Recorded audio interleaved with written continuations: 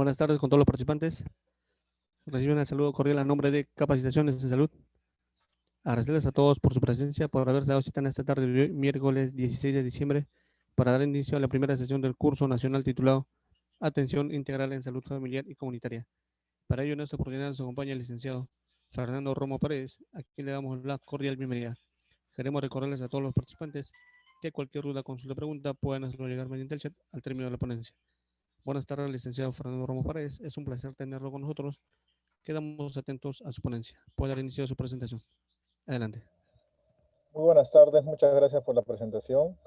Mi nombre es el licenciado Fernando Romo y esta vez vamos a abordar el tema de lo que es atención integral en salud familiar y comunitaria, ¿no? Hay que diferenciar que es diferente trabajar a nivel comunitario, a nivel familiar, en el sentido de lo que abarca la aplicación de, ¿no? Digamos que a nivel comunitario abarca lo que es la salud familiar y los componentes por grupo etario, ¿no?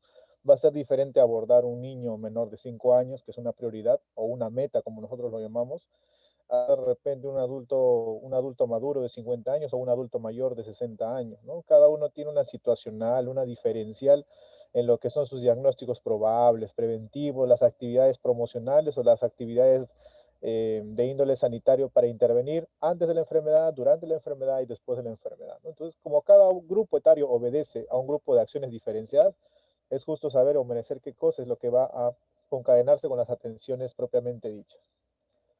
Bueno, para resumirlo, hemos armado un temario de trabajo en el cual vamos a abordar lo que es las aplicaciones de lo que es un análisis vasto de la situación sanitaria en el Perú, ¿no? Porque es bueno conocerlo.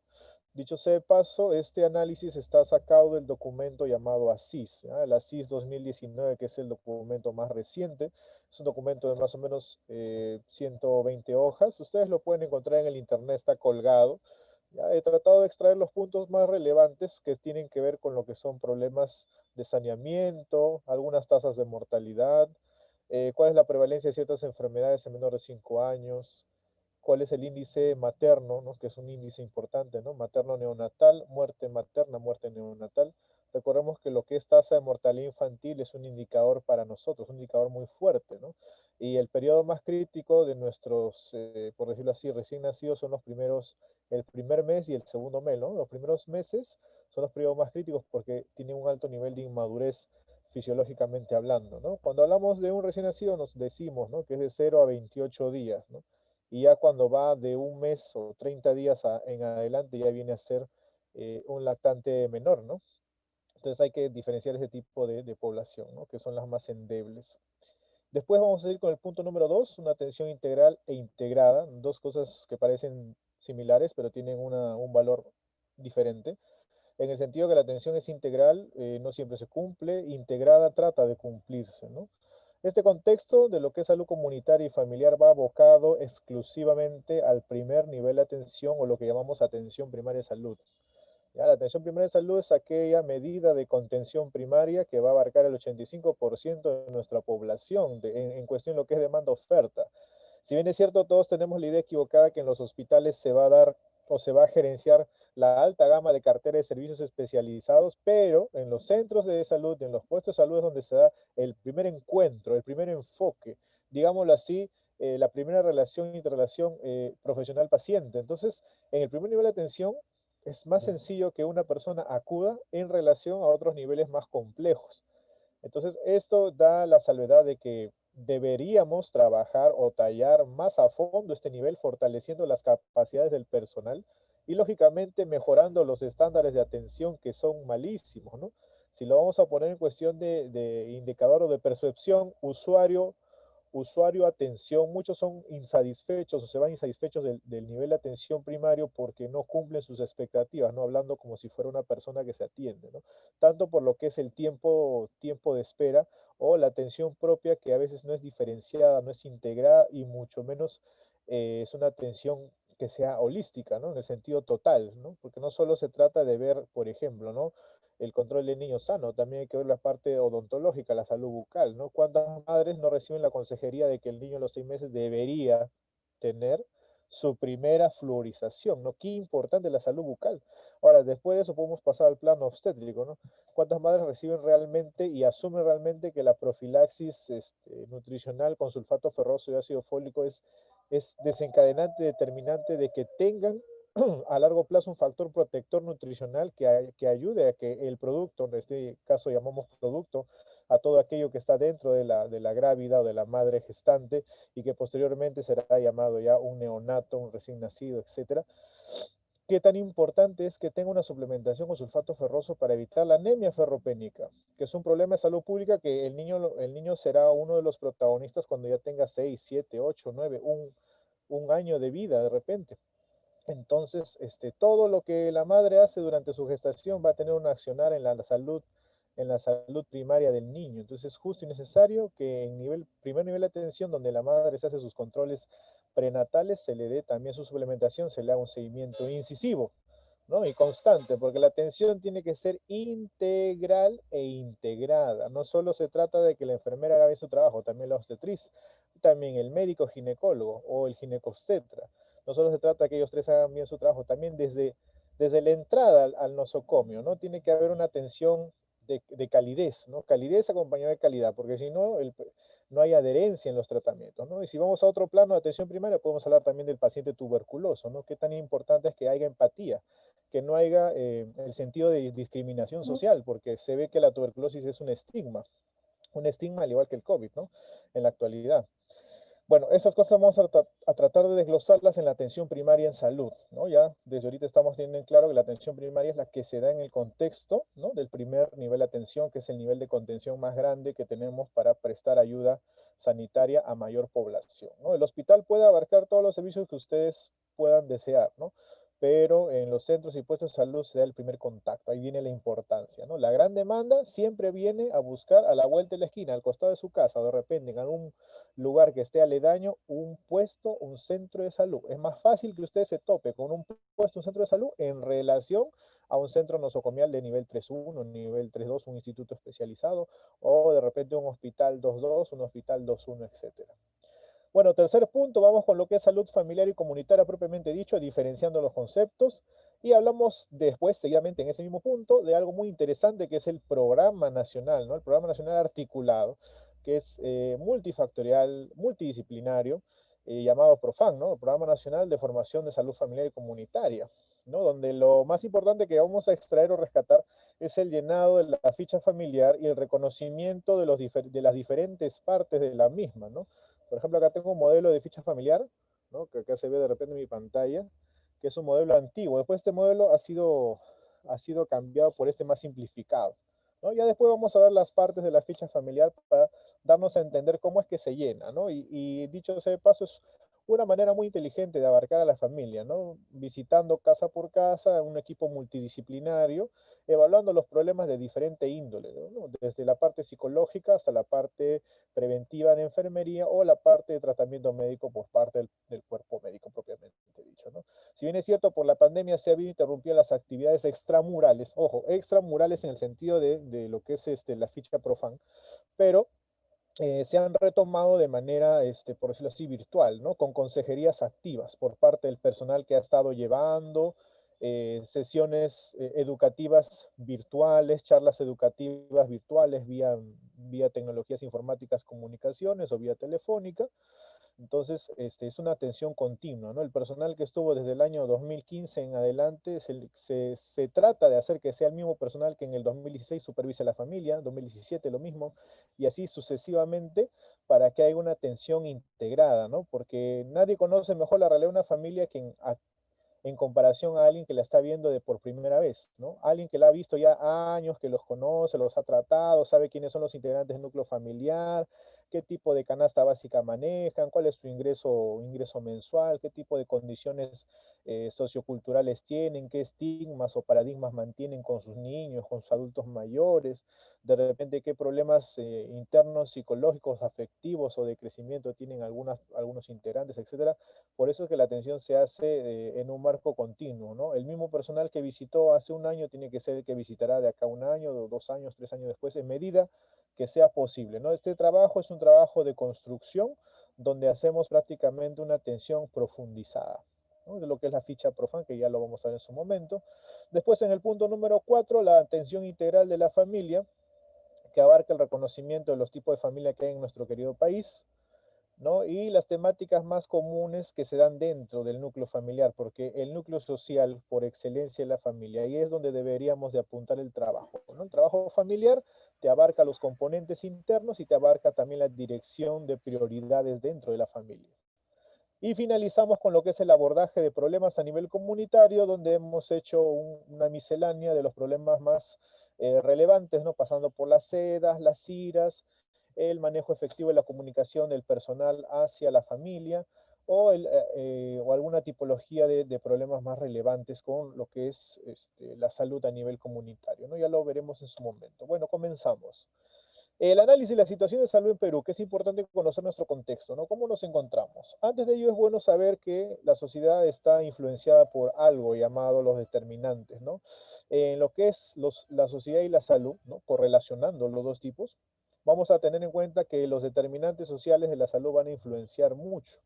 Las condiciones en que una persona nace, crece, comienza a tener interacción con su medio a diferentes niveles, cuál es su nivel de ingreso económico, ¿no? Van a hacer que se favorezca o no se favorezca ese estado de salud, porque todos nos vamos a enfermar, obviamente, en algún momento, ¿no? Nadie tiene una salud perfecta.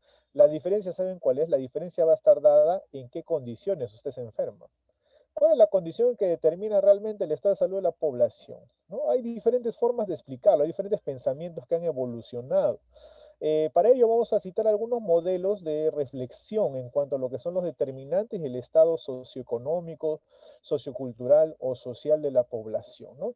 Entre ellos tenemos que citar a uno de los más grandes, digámoslo de esa forma, uno de los más grandes, uno de los más clásicos, que es el señor Marc Lalonde. ¿Ah? Señor Marc Lalonde, que fue un exministro de Salud Pública en Canadá en 1974, logró hacer un modelo específico donde nos citaba cuatro determinantes o cuatro pilares que se sustentaba la salud. En estos cuatro pilares o determinantes que sustentaba la salud decía que había un medio ambiente específico donde interrelacionaban factores que podían proteger al usuario o podrían hacer que se devenga en un proceso de enfermedad, enfermarse a largo plazo, ¿no? En este sentido, por ejemplo, ¿no? Un medio ambiente nocivo, la avenida más contaminada de Lima, la avenida Bancay. Los departamentos más contaminados de nuestro querido y hermoso Perú, los departamentos que tienen algún tipo de contratación minera. ¿El medio ambiente, ustedes creen, influenciará negativamente de esos lugares citados en las personas que viven ahí? Por supuesto. Así usted le ponga de repente un montón de agentes quelantes a los niños que están constantemente inhalando partículas de plomo, consumiendo partículas de plomo, de mercurio o otros metales pesados en el agua, en los alimentos, en las hortalizas, en las frutas, porque el agua disemina diferentes tipos de metales pesados cuando usted riega un pastizal o un cultivo o le da de beber a los animales, la carne del animal se contamina. Entonces es todo un círculo vicioso que sería bueno entrar a tallar y observar, ¿no? Y para ello sabe que se debería hacer estudios, ¿no? Comunicar estudios, ¿no? Yo vivo de repente en Cajamarca, vivo de repente en Cerro de Pasco, entonces debo de favorecer que haya un estudio o plantear la problemática a nivel municipal de la contaminación con metales pesados, ¿no? Hay provincias que lamentablemente han sido devastadas por lo que es la contaminación con metales pesados. Y así usted a ese niño en crecimiento le dé una tonelada de mandarinas, porque la mandarina es muy buena para hacer quelación, porque es un gran antioxidante, ¿no? Quelación es un proceso por el cual el metal pesado se une a los antioxidantes de, por ejemplo, la mandarina, la quinoa, la soya, el tomate, se une a esos antioxidantes y logra evacuarse en pequeñas porciones, ¿ya? Pequeñas porciones fuera del cuerpo. Así usted haga, no sé, le dé 1000 kilos de mandarina o de repente 100 kilos de quinoa durante un año, un niño, una persona no va a lograr sacar el porcentaje del metal pesado de su cuerpo. Entonces ahí viene la pregunta, ¿no? Ya, está bien, la minera va a construir, ¿no? Va a construir de repente colegios, universidades, parques. ¿Y de qué sirve si enferma la población? No sirve de nada. Entonces el medio ambiente influye mucho, ¿no? Ahora, por ejemplo, la época de friaje en Puno, ¿no? La época de friaje, el ambiente hace que los animales mueran. Los animales al morir no tenemos sustento económico para la familia, decae el nivel el nivel social de la familia y decae también el acceso a algún servicio de salud que sea de carácter idóneo. Entonces todo está concadenado, ¿no? Para Marlalón del medio ambiente determinaba el proceso salud-enfermedad en el sentido de un 19%. Ahora, también estaba el estilo de vida. Para Marlalonde, ¿no? El que vemos acá de color medio magenta, para Marlalonde el estilo de vida era prácticamente casi la mitad de importante para determinar que una persona se enferme, ¿no? Y ese estilo de vida no partía de nadie, partía de él mismo, porque uno decide cómo llevar su propia manera de alimentarse, dormir, su propia manera de hacer ejercicio o ejercitarse y su propia manera de controlar su estrés o tener algún tipo de comunicación efectiva con su medio y no relaciones interpersonales truncas, ¿no? Entonces el estilo de vida está dado por 4 pilares. Usted debe de comer bien o alimentarse bien o tener una nutrición sana, debe de dormir bien, debe de hacer actividad física de manera concurrente o regular y debe de saber manejar sus conflictos o estrés o su determinante salud mental. Entonces, esos 4 pilares es lo que sustenta el estilo de vida, como si fuera una mesa de 4 patas, ¿no? Una mesa de 4 patas, así como se sustentan los estilos de vida. Ahora, para la Londe, estos 4 determinantes personales eran tan influenciados para determinar la salud que le dio un porcentaje de 43%. Y en la actualidad lo sabemos con biología, ¿eh? Lo podemos explicar con ese tipo de dinámica, ¿no? Por ejemplo, no te cito un ejemplo, ¿no? Cuando una persona no duerme, fuera de que hacemos guardias y todo lo que nos incumbe por ser personal de salud, cuando una persona no duerme, libera una carga excesiva de moléculas que tienen potencial cancerígeno, teratógeno, así como la municipalidad limpia, ¿no? Limpia la noche para poder hacer que al día siguiente esté todas las veredas, las pistas bien desérticas de basura. Nuestro cuerpo hace lo mismo, o sea, el cuerpo en la noche comienza a depurar todas las cosas oxidantes, todas las cosas que son de índole envenenante para nuestro sistema, depura el exceso de ácidos del cuerpo, ¿no? Va básicamente a limpiar el exceso de partículas o desechos que se descargan y se producen de manera natural por el metabolismo de nuestro propio cuerpo. Entonces, si tú no dejas dormir bien a tu cuerpo, ese exceso de partículas que no son adecuadas, de partículas nocivas o moléculas nocivas, ¿no? Como por ejemplo lo que son las moléculas derivadas de los ácidos, ¿no? Tenemos el ácido úrico, ¿no? Que es un gran componente de producto del catabolismo de las proteínas, que es natural tenerlo, pero no es bueno tenerlo en exceso, ¿no? También tenemos los componentes que van a estabilizar el pH, ¿no? Todos los componentes negativos se van a evacuar durante la noche. Si usted no duerme bien, no se evacúan los componentes negativos. Es más, nuestro sistema inmunológico se duerme en el sentido de que no reacciona adecuadamente y deja pasar desapercibidas las células tumorales, ¿no? Porque en potencia usted y yo podemos crear células tumorales en una cantidad exorbitante, solo que nuestro sistema inmunológico comienza a deteriorarla, a barrerlas, ¿no? A limpiar nuestro cuerpo. Entonces, ¿qué pasa cuando usted no duerme? Su cuerpo no se va a limpiar, no hace su autolimpieza propiamente dicho. Entonces, ahí se ve una relación muy interesante basada en estudios de Europa, relación entre el no dormir y el presentar o tener factor de riesgo a presentar cáncer en los próximos 20 o 10 años de vida. Cuando usted mantenga el hábito de no descansar, porque el sueño sirve para ello, reparar, regenerar. Los niños cuando crecen, crecen durante el sueño. Si usted no deja que su niño menor de 5 años no duerma, ese niño no va a tener un buen crecimiento longitudinalmente hablando, ¿no? Porque una cosa es crecer en masa longitudinal y otra de repente crecer de pensamiento, ¿no? Lo que llamamos de desarrollo propiamente, ¿no? O atención primaria del desarrollo, lo que actualmente se conoce en vez de decir estimulación temprana, decimos desarrollo infantil temprano, ¿no? Entonces, eso es algo muy importante, ¿no? El descanso. Y bueno, para terminar con estilos de vida, lo más importante, creo yo, el pilar, la nutrición, ¿no? Porque si no hay una buena nutrición, no va a haber un buen cimiento en un niño, no va a haber un buen cimiento en un adulto y por supuesto no va a haber una buena regeneración o un buen sustento en un adulto mayor. Qué importantes son las biomoléculas en el sentido de dar adecuadamente los alimentos constructores, energéticos, los reparadores propiamente dichos, ¿no? Nosotros deberíamos tener más o menos entre 1 gramo a 1,5 gramos por kilo de peso de proteína. Si nosotros no tenemos ese tipo de dieta, entonces lamentablemente estamos haciendo balance nitrogenado negativo. ¿En qué se traduce ese balance negativo?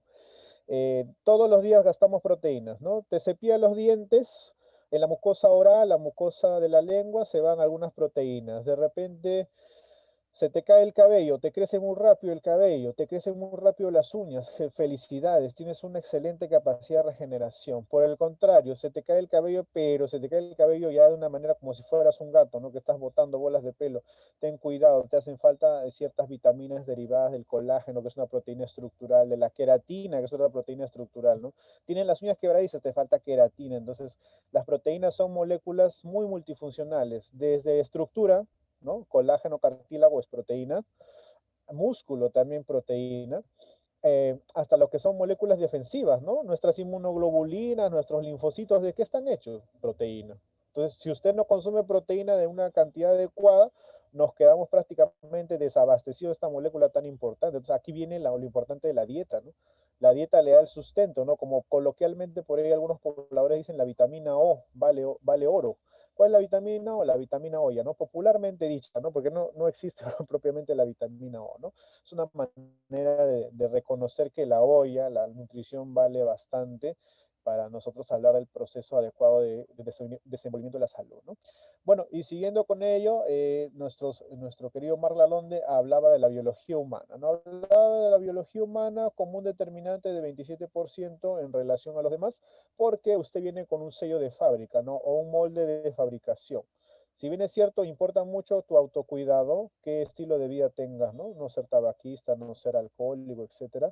Mantenerte al margen de las comidas chatarra, las grasas trans, de repente evitar el consumo excesivo de ciertas sustancias, pero hay algo que nos condena, ¿no? Y nos condena a todos la herencia familiar, ¿no? Y no hablo de la herencia en patrimonio físico, hablo de la herencia de los genes, de aquella que está en tus cromosomas, aquel sello de fábrica, aquel sello de garantía que está en ti, está en mí, eso que los padres nos heredaron, no solo el temperamento, ¿no? También nos pueden heredar ciertas condiciones a veces que pueden ser desfavorables, ¿no? La predisposición a enfermedades de la tiroides. ¿Cómo puedo determinar la predisposición a enfermedades de la tiroides? Basta que tengas una persona de primera línea o segunda línea sanguínea contigo que tenga algún problema en la tiroides y ya usted tiene que hacerse su perfil tiroideo por lo menos una o dos veces cada 3 años, cada año si es posible, con un chequeo general por precaución, porque la tiroides es un problema endocrino que tiene una rama hereditaria, número uno, ¿no? La mayoría de problemas endocrinos tienen rama hereditaria. La diabetes es otro problemón de rama hereditaria, sobre todo la número dos, ¿no? Aquella que es propiamente la no insulino dependiente, pero que a largo plazo puede desencadenar una disfunción de nuestras células beta y llevarnos a una tipo uno. Hay que tener cuidado con los problemas endocrinos porque son todos de índole genético. Ahí vamos con lo que es la biología humana propiamente dicho, ¿no? Los problemas relacionados a la herencia. También tenemos que hablar de la importancia de la provisión de los servicios de salud. La provisión de servicios de salud, hablamos de las inequidades para acceder a un servicio, ¿no? Porque como dije hace un momento, todos nos enfermamos, pero no todos accedemos a los servicios de la misma forma. ¿Y por qué no accedemos a los servicios de la misma forma? Básicamente porque no podemos hablar de un presupuesto ordenado acorde a la descentralización, ¿no? Siempre tenemos el centralismo de que en Lima debe de estar absolutamente todo lo mejor o la tecnología de punta. Mucha gente de provincia tiene que venir a Lima a que a su niño le hagan algún tipo de examen especial o tratamiento especial en el hospital del niño.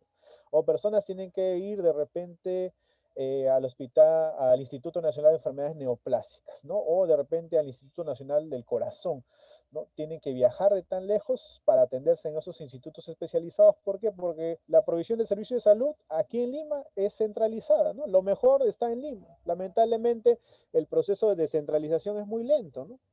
Recién se están construyendo algunos centros prototipo para que la gente pueda movilizarse, ¿no? Uno de ellos, por ejemplo, está en Huancayo. Hay un centro, un centro de atención de enfermos neoplásicos, ¿no? O de enfermedades neoplásicas, perdón. ¿No? Entonces, eso es descentralizarse, pero esa descentralización, ¿cuánto nos ha tomado? Nos ha tomado 20, 30 años, ¿no? Si comparamos nuestro sistema de salud con el de Estados Unidos, donde en cada provincia existe un instituto nacional para cada provincia o cada cierto tramo, hay hospitales grandes para todos, entonces estamos mucho más atrasados en relación a esos países de primer mundo, ¿no? Por eso es que nosotros nos llaman países del tercer mundo en ese sentido. Bueno, eso nos quiso dar a entender el señor Maglalonde con el modelo propiamente de los determinantes sanitarios, ¿no? Basándose en 4 determinantes sanitarios, donde recordemos el más importante para él fue el estilo de vida que nosotros sabemos que en la actualidad es determinante, ¿no? Ahora, el modelo de Lalonde fue modificado, ¿no?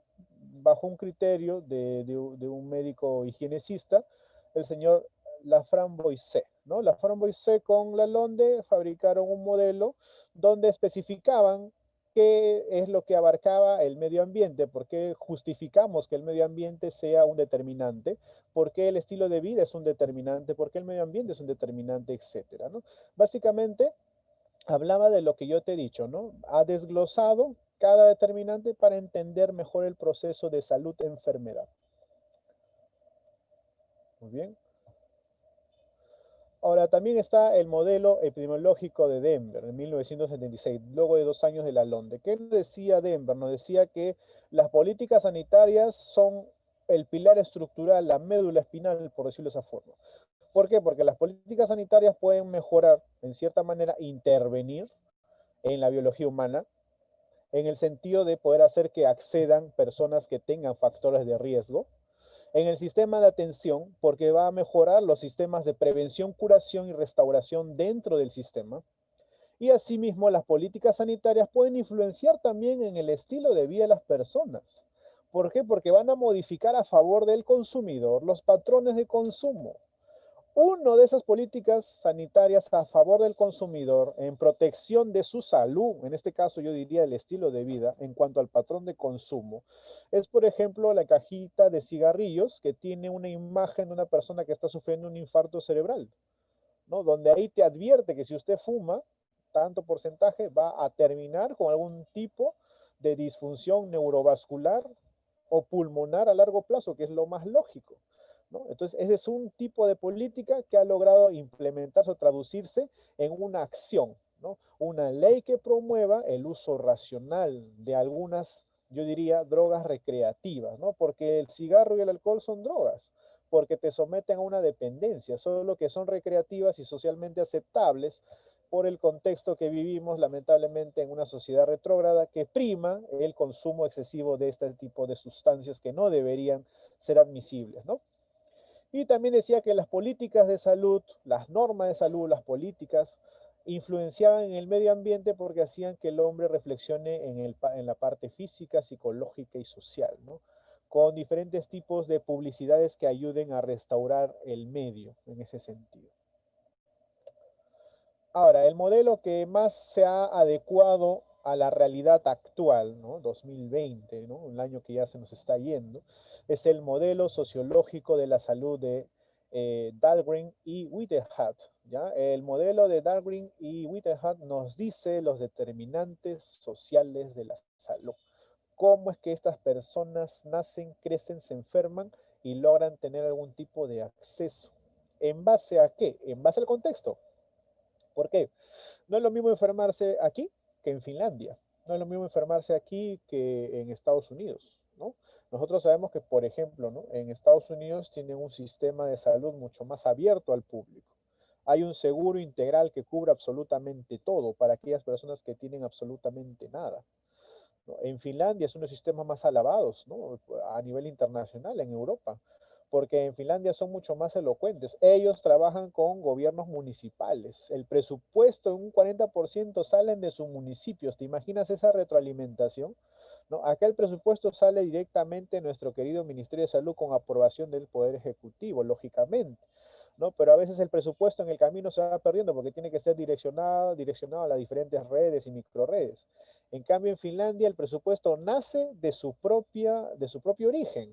O sea, con los impuestos prediales, los impuestos municipales, los arbitrios, etcétera, la municipalidad gesta sus recursos para fortalecer los hospitales y fortalecer en este caso los centros sanitarios.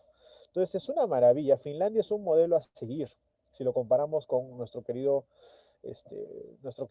sistema sanitario en la actualidad, ¿no? Ellos mismos se autosustentan, en cambio acá nosotros esperamos que nos dé presupuesto el gobierno central, al gobierno regional y luego a las diferentes dependencias que ya conocemos. Bueno, el modelo con más aceptación es el modelo sociológico de la salud, donde me habla la importancia de los determinantes sociales de la salud. Y lo resumo en una palabra: no habrá salud, no habrá desarrollo si usted no aborda los determinantes sociales de la salud. Así de sencillo. Porque las personas, las condiciones en que las personas nacen, crecen con una situación económica a veces desfavorable, con falta de apoyo social, con falta de proyección social, ¿no? Índice de desempleo elevado, falta de agua potable, bajo saneamiento ambiental, servicios deficientes porque falta personal, ¿no? Porque muchas veces el personal solo se queda en Lima, lamentablemente no quiere migrar a provincia, no quiere ir a hacer, digámoslo así, su carrera al 100%, ¿no? Solo es céntrico nomás, cree que Lima lo es todo, ¿no? En realidad hay un mar de oportunidades en provincia y está determinado ya que la mayoría de profesionales se quedan en Lima por la comodidad, ¿no? Pero en realidad propiamente deberíamos de emigrar para poder ayudar a nuestros hermanos en provincia, donde hay una gran carencia de ciertos profesionales, ¿no? Sobre todo en el área médica. Y esto se ha dejado ver mucho con la pandemia, ¿no? Cuando querían armar contingentes faltaba gente, ¿no? Para hacer algún tipo de intervención a gran escala en lugares de diferente índole, ¿no? Entonces, las condiciones en que las personas se enferman con una economía desfavorable, falta de apoyo social, eh, prevalencia de ciertas enfermedades que son comunes, ¿no?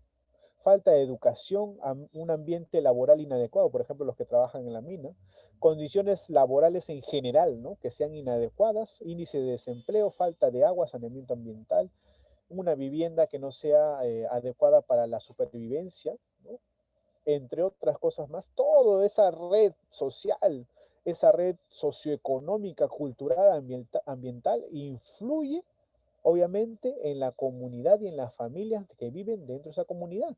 Y si logramos tocar a las familias, tocamos a los individuos. Y si usted toca al individuo, también va a hacer que sus redes internas se alteren, su estilo de vida se altere. Si usted altera el estilo de vida del individuo, está jugando con los factores de edad, los factores de constitución física, sexo, factores constitucionales, etcétera. Entonces, uno va a acarrear al otro, uno jala al otro, uno altera al otro. Si no tengo buen índice de educación, no entenderé cuando me expliquen de repente una charla educativa sobre el lavado de manos, ¿no? Hay mucha gente que de repente por falta de sesiones educativas o educación para la salud no sabe la importancia del lavado de manos. O no sabe la importancia de usar la mascarilla ahora que estamos con el COVID, la mascarilla por encima del puente nasal. Y lo que hacen es usarla por debajo de la nariz, creyendo de que se están protegiendo de una manera adecuada, ¿no? Algunos lo hacen por ignorancia, otros lo hacen porque realmente no les gusta o sienten que se ahogan con la mascarilla, ¿no? Lo cual no comparto esa opinión porque, por ejemplo, en los hospitales utilizamos la mascarilla N95 que te cubre mucho más fuerte y no hemos sentido ese tipo eh, de dificultad, ¿no? Así que hay que tener en cuenta de que como somos animales de costumbre, usted si tiene la mascarilla o el respirador un cierto tiempo, su cuerpo se acostumbra, ¿no? Entonces, estos determinantes sociales son importantes para entender básicamente cuáles son las condiciones que van a, ¿no? Hablando de infraestructura, medio ambiente, cultural, económico, ambiental, cuáles son los determinantes que limitan, ¿no? Limitan el acceso a una vida favorable, una vida saludable. Bueno, estos determinantes en salud determinantes sociales de salud o determinantes socioeconómicos van a estar influenciados por una política que tiene nombre y apellido, ¿no?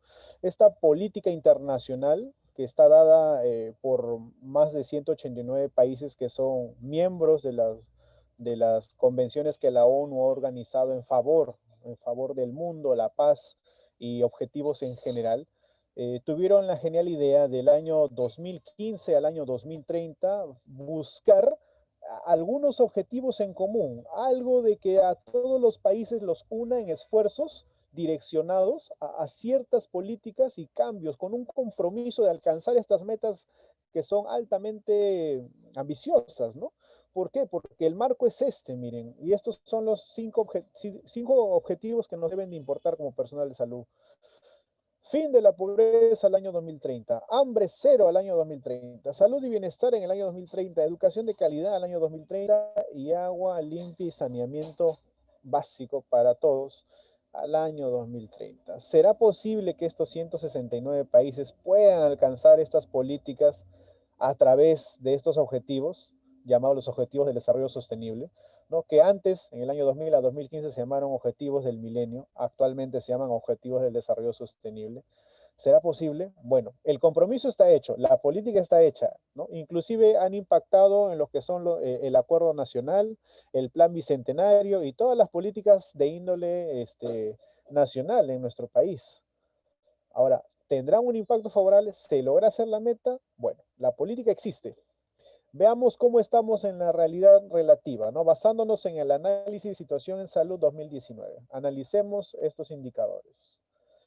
¿Cómo vamos con la pobreza? Bueno, la pobreza ha tenido un índice de reducción, más o menos del 13.5 al 3.5 entre el año 2006 al 2016. Es un dato relativamente actualizado. Se dice que con la pandemia todos los datos estructurales que hemos tenido hasta el año 2019, de cuál es el documento que estoy sacando esta información, han sido grandemente alterados, ¿no? Grandemente alterados porque se ha descalibrado todos los sistemas de perspectiva y los sistemas económicos que han habido, lógicamente porque todo ha estado, la industria ha estado paralizada, ¿no? La segunda política o el segundo objetivo del desarrollo sostenible, hambre cero. ¿Cómo vamos con la desnutrición, que es sinónimo, ¿no?, de hambre en ese sentido? ¿Reducción significativa de la desnutrición?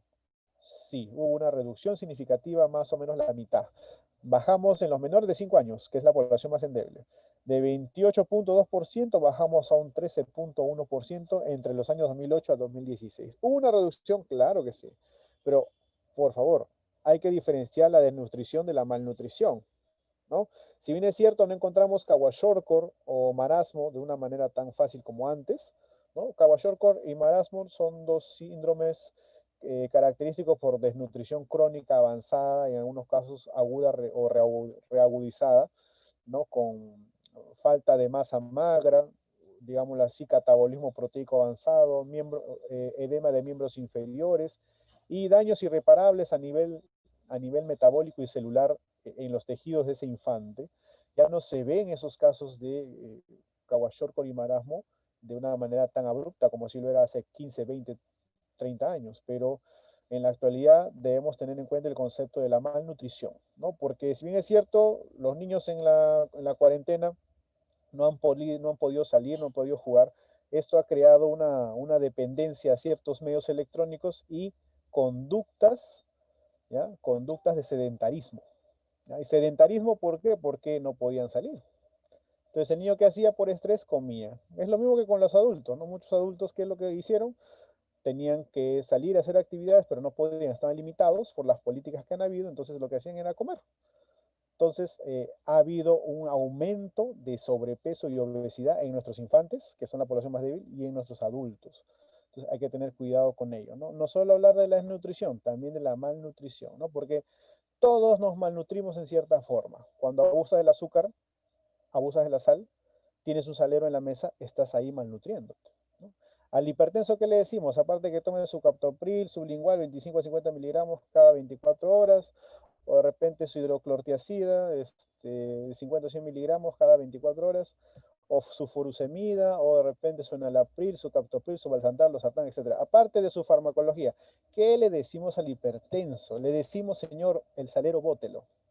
¿Por qué? Porque la sal es el gran cofactor para que retenga líquidos. Si usted retiene líquidos, la presión se le dispara, es sencillo, ¿no? Por eso que cuando usted tiene sed, ¿no? Cuando usted come exceso de sal, ¿qué es lo que hace su cuerpo? Busca desesperadamente agua, ¿no? Por eso cuando usted come canchita, bueno, comía canchita en el cine, ¿qué es lo que faltaba? Siempre su gaseosa, ¿no? Que también hace que tengas más sed, porque la diuresis que te hace el exceso de glucosa en la gaseosa hace que tengas una diuresis osmótica y tengas más sed de consumir más, ¿no?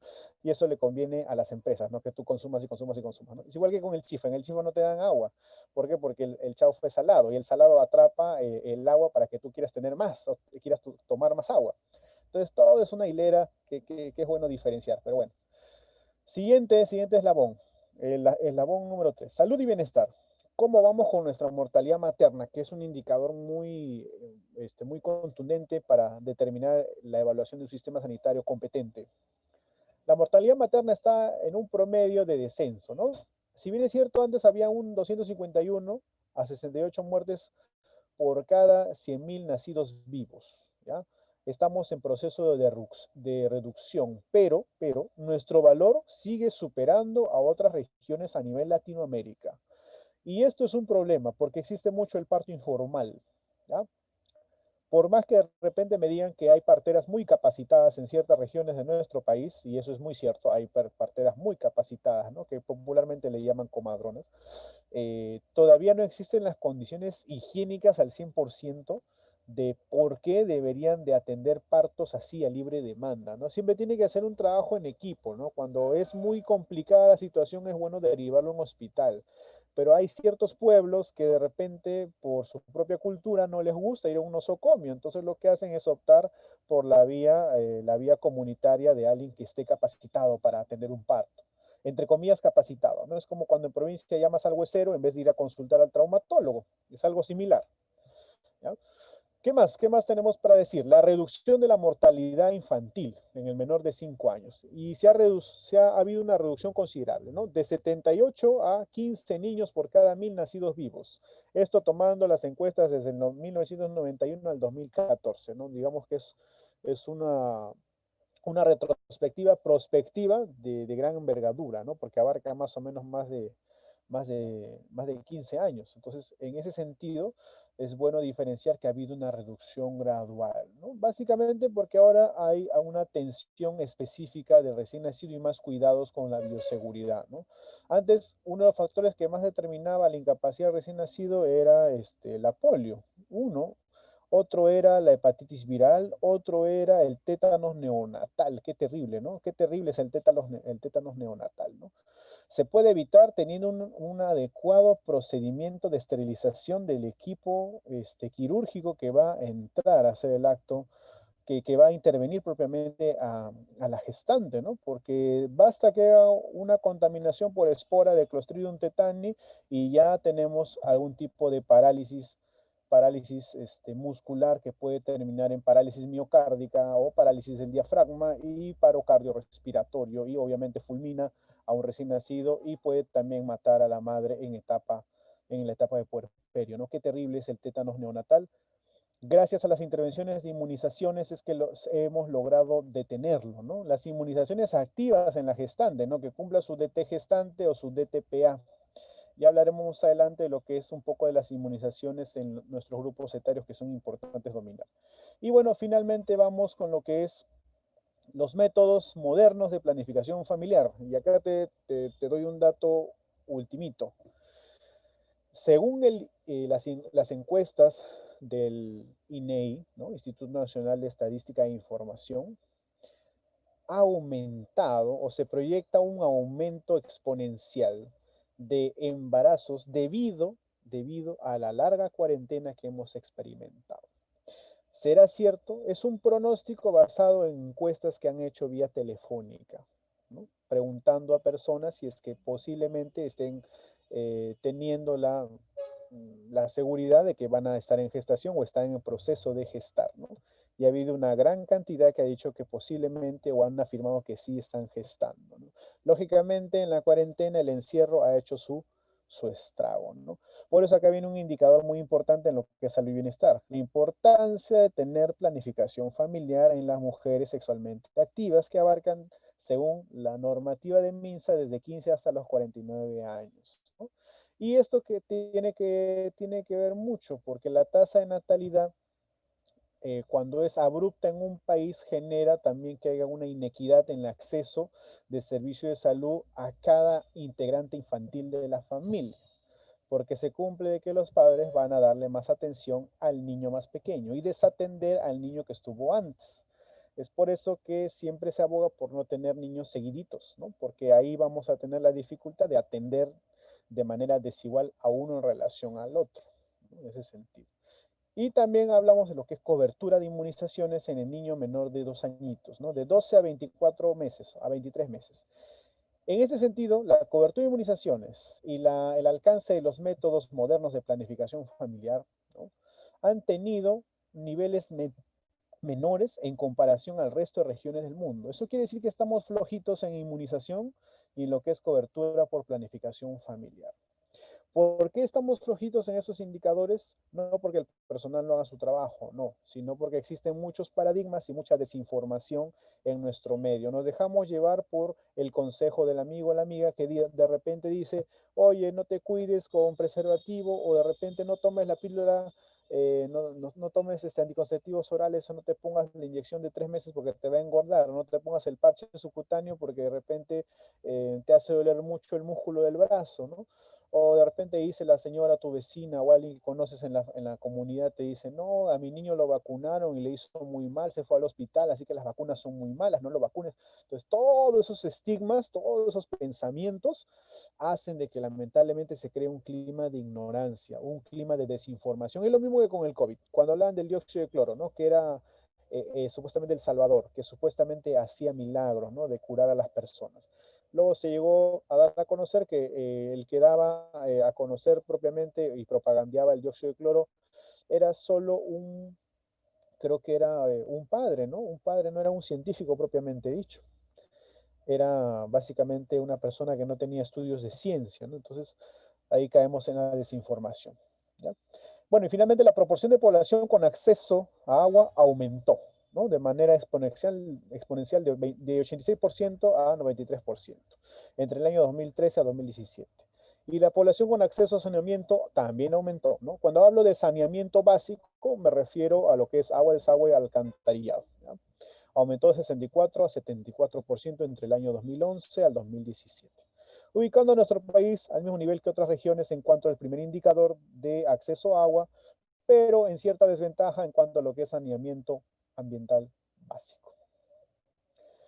Bueno, para analizar la situación de salud en el Perú, como hemos estado haciendo, utilizamos la herramienta número 1 de las funciones esenciales de la salud pública, ¿ya?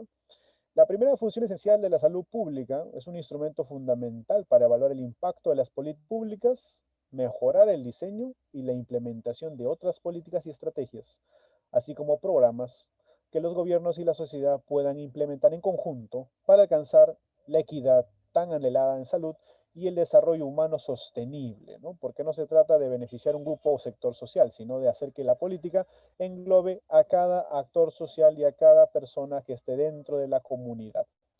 ¿Cuál es la primera función esencial a nivel de la salud pública? Es el seguimiento y evaluación y análisis de la situación de salud, o lo que llamamos el ASIS, ¿ya? ASIS es el análisis de situación de salud. Ese es el ASIS. Y usted lo puede encontrar como ASIS 2019 en el Internet, como le dije. Es la primera función básica de la salud pública. Y ahora de repente muchos se preguntarán, ¿no? Licenciado, ¿y la salud pública, la salud familiar, la salud comunitaria? Ya me confundí. La salud pública abarca todas las políticas implementadas a nivel del Perú y el mundo. La salud pública abarca la salud comunitaria, porque la salud comunitaria se encarga de ciertos sectores en la población o ciertos sectores dentro de un distrito a nivel comunitario, ¿no? Eso cuando hablamos de manera diferenciada, ¿no? En ciertas sectorizaciones, porque nosotros trabajamos en primer nivel de atención con sectorización, ¿no? Queremos de repente atacar un problema, por ejemplo, lo que hubo en la difteria. Entonces vamos a ir a vacunar por sectores. Este equipo va a vacunar en sector A, este equipo va a vacunar en sector B, y así trabajamos por sectores y de manera más organizada, más ordenada. Esa es la forma que se hace el trabajo a nivel comunitario. Entonces la salud comunitaria trabaja con los sectores en la población para llevar la salud a las familias. Y cuando hablamos de las familias, que son la unidad de base de la sociedad, hablamos propiamente de la salud familiar. Entonces, ustedes pueden decir, salud comunitaria lo es, disculpen, salud pública lo es todo, salud comunitaria es una parte del todo y salud familiar es una parte comunitaria, ¿no? Para no complicarnos mucho el concepto en ese sentido. Hablemos de la demografía de nuestro querido país. Si bien es cierto, los censos no han sido del 100% efectivos porque han habido lugares inaccesibles para algunos censadores. Se dice que hay un sesgo grande, no habla de 1000 personas, sino que habla de millones de personas que no han sido censadas, otras que han sido mal censadas 2 veces en diferentes lugares, ¿no? ¿Cómo ha pasado eso? Bueno, son problemas en la parte logística de llevar a cabo el censo a nivel de un país que a veces no tiene protocolos para abordar ciertas preguntas o para ser sincero con las preguntas que se les pueda dar. Entonces tenemos en cuenta de que comparando los censos del año 93, el año 7, el año 2017, ha habido un cambio en la demografía del Perú, ¿no? Si nosotros nos centramos en el color rojo, este color rojo del censo del año 93, nuestra población eminentemente era mucho mayor en lo que era la etapa infantil, ¿no? Hablando de la primera y segunda infancia, ¿no? Hasta más o menos los 11 años. En el caso de la población puber y juvenil, ¿no? Adulto joven, tenemos un escalafón que va reduciéndose, ¿no? A medida que vamos haciendo la maduración, población adulta madura, medianamente madura y a la población ya madura, adulta mayor, vamos descendiendo los escalafones o las escaleras de lo que es cantidad, porcentaje de cantidad de esa población. Eso era en el año 93. En el año 2007 hubo una reducción infantil y en el año 2017 hubo una reducción de la población infantil. Y esta acción que se ha reducido a nivel infantil ha dado como consecuencia algo llamado el bono demográfico. ¿Qué es el bono demográfico? Los que fueron niños hace 10, 20 años, lógicamente en realidad ya forman parte de la población madura, la población adulta. Este tipo de población va a traer ese bono demográfico. Hace de que la población adulta madura sea mayor en relación a la población infantil en esta época. Este bono demográfico lo vivimos con el auge de poder tener personas laborando en mayor cantidad, porque una población económicamente activa es favoritaria para la economía del país. Pero de aquí en 30, 40 años, obviamente la población en estructura y crecimiento envejecerá. Y esta población que envejecerá formará parte ya no del bono demográfico de población económicamente activa, formará parte de la población adulta madura y adulta mayor que dependerá de la población joven. En ese sentido vamos a tener nuestra pirámide ya no escalonada con una punta fina o pequeña porción de adulto y adulto mayor. Ahora vamos a tener una gran cantidad, no hablo de acá a 20, 30 años, una gran cantidad de adultos mayores, una cantidad mediana de adultos jóvenes que puedan trabajar y una pequeña porción de población infantil, hablando de 0 a 11 años. Entonces, en ese tipo de población vamos a tener en cuenta de que van a cambiar los problemas a nivel de amor y mortalidad, a nivel demográfico, ya no van a ver lo que estaba anteriormente dicho, ¿no? Lo van a cambiar todo lo que es el acceso a los servicios de salud y va a cambiar obviamente la perspectiva en que se van a atajar o tratar los problemas de diferente índole. Entonces, eso es bueno hablar con lo que es el bono demográfico, ¿ya? El bono demográfico que es bueno conocerlo. Ahora, ¿cuál es el índice de pobreza que tenemos en la actualidad? Los más pronunciados vamos a ver en los departamentos de la Sierra Central a nivel Huancavelica y Huánuco, donde la pobreza va a tener un estimado de disminución, pero de constancia. Si nosotros evaluamos el percentual entre lo que es la zona urbana, rural, la costa, la sierra y la selva, vamos a ver que hay una predominante curva que no baja su ascendencia en totalidad a nivel rural. Entonces está dado con indicadores extra a nivel lo que es zona rural marginal. Esto va de la mano con que en la costa, posición contraria, vamos a tener un estimado sumamente bajo que va de manera decreciente. Entonces tenemos que los departamentos que van a tener mejor índice de pobreza van a ser Tumbes y Madre de Dios, y con cierta estabilidad o que van a denotar una pobreza que se ha mantenido relativamente igual es aquella que está sostenida a nivel de lo que es Lima y la provincia constitucional del Callao. Este tipo de análisis en la pobreza nos hace saber de las inequidades, financiamiento, recursos de salud, el financiamiento de la descentralización para hacer mayores obras a nivel extralimeño, ¿no? Hablando de una descentralización propiamente dicha. En lo que es el factor educación, ¿no? Han alcanzado a tener una educación universitaria, se han incrementado en un 40.7% debido al exceso de universidades particulares que hay.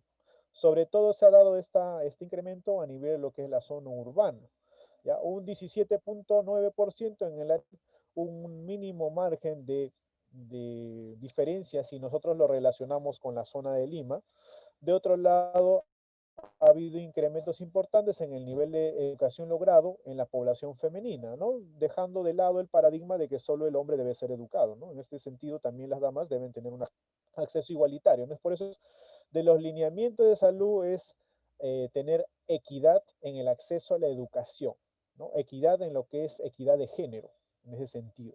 La equidad de género no solo va dado por el estigma que usted tenga, sino va a estar dado porque ambos tipos de géneros tengan acceso igualitario a las mismas oportunidades. Es por eso que se ha logrado que la población femenina tenga un índice de educación aumentado en 48.8% y los hombres un estimado de 31.4%. La población masculina con educación secundaria también ha aumentado de 21.3% y la población femenina con un índice de educación secundaria también ha habido un aumento, ¿ya? En tanto, disminuyeron los hombres y mujeres sin ningún tipo de nivel de educación. Podemos decir que nuestro país está comenzando a educarse. De lado los factores de analfabetismo y por ende hacer que sus ingresos y posibilidades se multipliquen en ese sentido, ¿ya? Hay una predominante curva, ¿ya?, de abundancia de población que tiene la secundaria completa en relación a los otros indicadores de nivel primaria, nivel superior no universitario, técnico superior y nivel universitario, ¿no? Y una mínima porción de personas que tienen un nivel no definido o simplemente no tienen ni siquiera el nivel inicial. ¿Por qué será importante hablar, ¿no?, de la condición de educación y pobreza? Porque son factores que favorecen las inequidades. Las inequidades y determinan básicamente las condiciones en que pueden acceder o no a ciertos servicios, porque una persona que tenga un SIS en relación a una persona que tenga salud, no hablamos de seguros específicos en el Perú, no van a tener los mismos factores de acceso, ¿no? Otro factor específico es la vivienda, la condición en donde la persona va a vivir, convivir y va a tener actividades de diferente índole, ¿no? La proporción de viviendas o de acceso a una vivienda saludable, depende si es un barrio marginal, un asentamiento humano, de repente una vivienda improvisada, una asociación provivienda, ha tenido una proporción desigual, pero marcamos la diferencia que en la Sierra Central y en la zona de la selva hemos tenido los mayores índices de población que va a tener una vivienda, por decirlo así, de una manera específica o que accede a algún tipo de vivienda adecuada, ¿no? Por otro lado, nosotros hay que ver de que existe una gran prevalencia de personas que tienen viviendas en asentamientos humanos, barrios marginales, con condición de infraestructura, topográficamente hablando, inadecuada, más o menos un 45.5% del año 2017. Esa es la media. Entonces podemos deducir que la mitad de la población no vive en un lugar adecuado para su salud. Si sacamos la media aritmética de nuestros departamentos y provincias. En Tacna encontramos que un 19.9%, ¿no?, es el índice más bajo en el sentido de tener un tipo de vivienda con un inadecuado sistema sanitario o de repente algún tipo de vivienda improvisada, ¿no? Tacna tiene el índice más bajo y el índice más elevado lo encontramos en Ucayali, Cusco, Apurímac, Amazonas y Loreto, ¿no?, que son los que tienen básicamente el índice más grande de tener algún tipo de asentamiento humano improvisado o infraestructura de vivienda inadecuada. Entonces, que tenga acceso a agua potable, tiene acceso al abanico de salud en todo, en ramas de lo que es seguridad y saneamiento básico. El acceso al agua potable por red pública alcanzó un 83% de cobertura en relación al 100% de la población. Vamos a tener en cuenta que esto se va a dividir en dos partes, ¿no? Un 76.3% dentro de la casa y un 4.7% fuera de la misma. O sea, un 7.3% de las viviendas van a abastecerse de pozos, un 9.7% van a presentar una difícil cobertura, ya que se pueden abastecer de agua, camión cisterna, algún tipo de manantial, fuente natural de puquio, alguna reserva, acequia, río, lago, laguna o algún tipo de fuente exógena diferente. Entonces vamos a encontrar que según el tipo de abastecimiento del agua, a nivel nacional hay una cobertura casi totalizada, ¿no? Un 78.3% cuando hablamos de la parte interna de la infraestructura de acceso al agua, pero van a haber diferentes inequidades en cuanto a lo que es propiamente, por ejemplo, ¿no?, los que tienen difícil acceso, ¿no? ¿Cuál será el departamento que presenta más difícil acceso? El difícil acceso en cobertura de abastecimiento de agua, que lamentablemente tiene que esperar el camión cisterna, que de repente tiene que abastecerse de alguna fuente natural no potable o que no haya sido higienizada de una manera adecuada. El departamento que se lleva ese estandarte es Loreto. Lamentablemente el departamento más grande y también uno de los que no accede a agua pura o agua de confianza, agua potable. Le sigue Piura, Huánuco, Pasco y Tumbes y Amazonas, representativos de lo que es propiamente la zona de la selva, ¿no? Loreto, Tumbes, en ese caso también hay que tener en cuenta que tienen los índices de pobreza también en cierta forma elevados. ¿Ya? Entonces, el acceso a agua potable va a determinar la condición de saneamiento básico y también puede fomentar el exceso de eh, algunos factores que puedan determinar un proceso de enfermedad más rápido, ¿no? Porque quien tiene agua potable también accede a un sistema adecuado para higienizarse. Si nosotros tenemos en cuenta que el agua potable va a ser, en algunos casos va a tener un sistema adecuado de tratamiento, en provincias no es lo mismo, en provincias no tienen un sistema adecuado de tratamiento. Ahora, en cuanto a lo que es el saneamiento básico por red pública alcanzó en el 2017 un 76.2%. Digamos que alcantarillado es lo que hablamos de saneamiento básico, sistema de letrinas, alcantarillado, y lo que es letrinas es 18.3%, ¿no? Con tratamiento pozoséptico, tanque séptico o biodigestor, ¿no? Que son específicos para hacer el tratamiento de excretas. Un 17% de las viviendas eliminan las excretas en un pozo negro ciego y un 6.8% de las viviendas particulares no tienen un acceso adecuado a un servicio de saneamiento básico. Cuando hablamos de saneamiento básico nos referimos a un servicio higiénico para que los ocupantes de una familia puedan eliminar de manera adecuada las excretas y no haya contaminación ambiental o no haya contaminación cruzada consigo mismo, ¿no? En este caso tenemos también, si hacemos el comparativo con el cuadro anterior, ¿no? Que en Loreto también se ve, ¿no? Loreto, Piura, Huánuco, Pasco y Tumbes se ven los índices más elevados de falta de saneamiento básico. Lamentablemente estos departamentos también gozan de tener índice de pobreza elevado. Ahora, si nosotros hablamos de la densidad de trabajadores de salud o la densidad de trabajadores que están a nivel exterior, laborando, salvando vidas en provincia, tenemos que hay una adecuada densidad en lo que es propiamente Lima y Callao, ¿no? Lima, Purímac, Tacna, Callao, pero lamentablemente están diversificados, ¿no? ¿Médicos escasean? Claro que sí, escasean en todos los lugares. ¿Por qué? Porque no tenemos un sistema estructurado acorde a los beneficios que ellos esperan. Entonces solo se van a centralizar en Lima o en provincias que tengan constitución adecuada de infraestructura o de recurso económico. Pero si, por ejemplo, ¿no? Analizamos de repente a Huancavelica, vamos a analizar a Huancavelica, ¿dónde está? O Amazonas, vamos a ver a Amazonas. Acá está Huancavelica. Huancavelica tiene un índice de médico de 8.1 por cada 10.000 habitantes. O sea, por cada 10.000 habitantes voy a encontrar 8 médicos. ¿Será proporcional? Por cada 10.000 habitantes encontrar en Huancavelica 8 médicos. Difícil, ¿no? Con lo que es el personal de enfermería, por cada 10.000 habitantes tenemos más o menos 16.4 enfermeras, ¿no? Aproximadamente, porque lógicamente un ser humano no lo podemos partir, ¿no? Y las obstetras tenemos más o menos un porcentaje también deficiente de 10.5. Entonces, los profesionales escasean en ese sentido. Para la densidad poblacional no hay un equiparamiento adecuado. Entonces tenemos que nuestros talentos se fugan o bien al exterior o bien se centran solo en la provincia de Lima y no logran hacer atención, ¿no? Y una planificación estratégica para ayudar a que el recurso humano se disgregue en todos nuestros departamentos.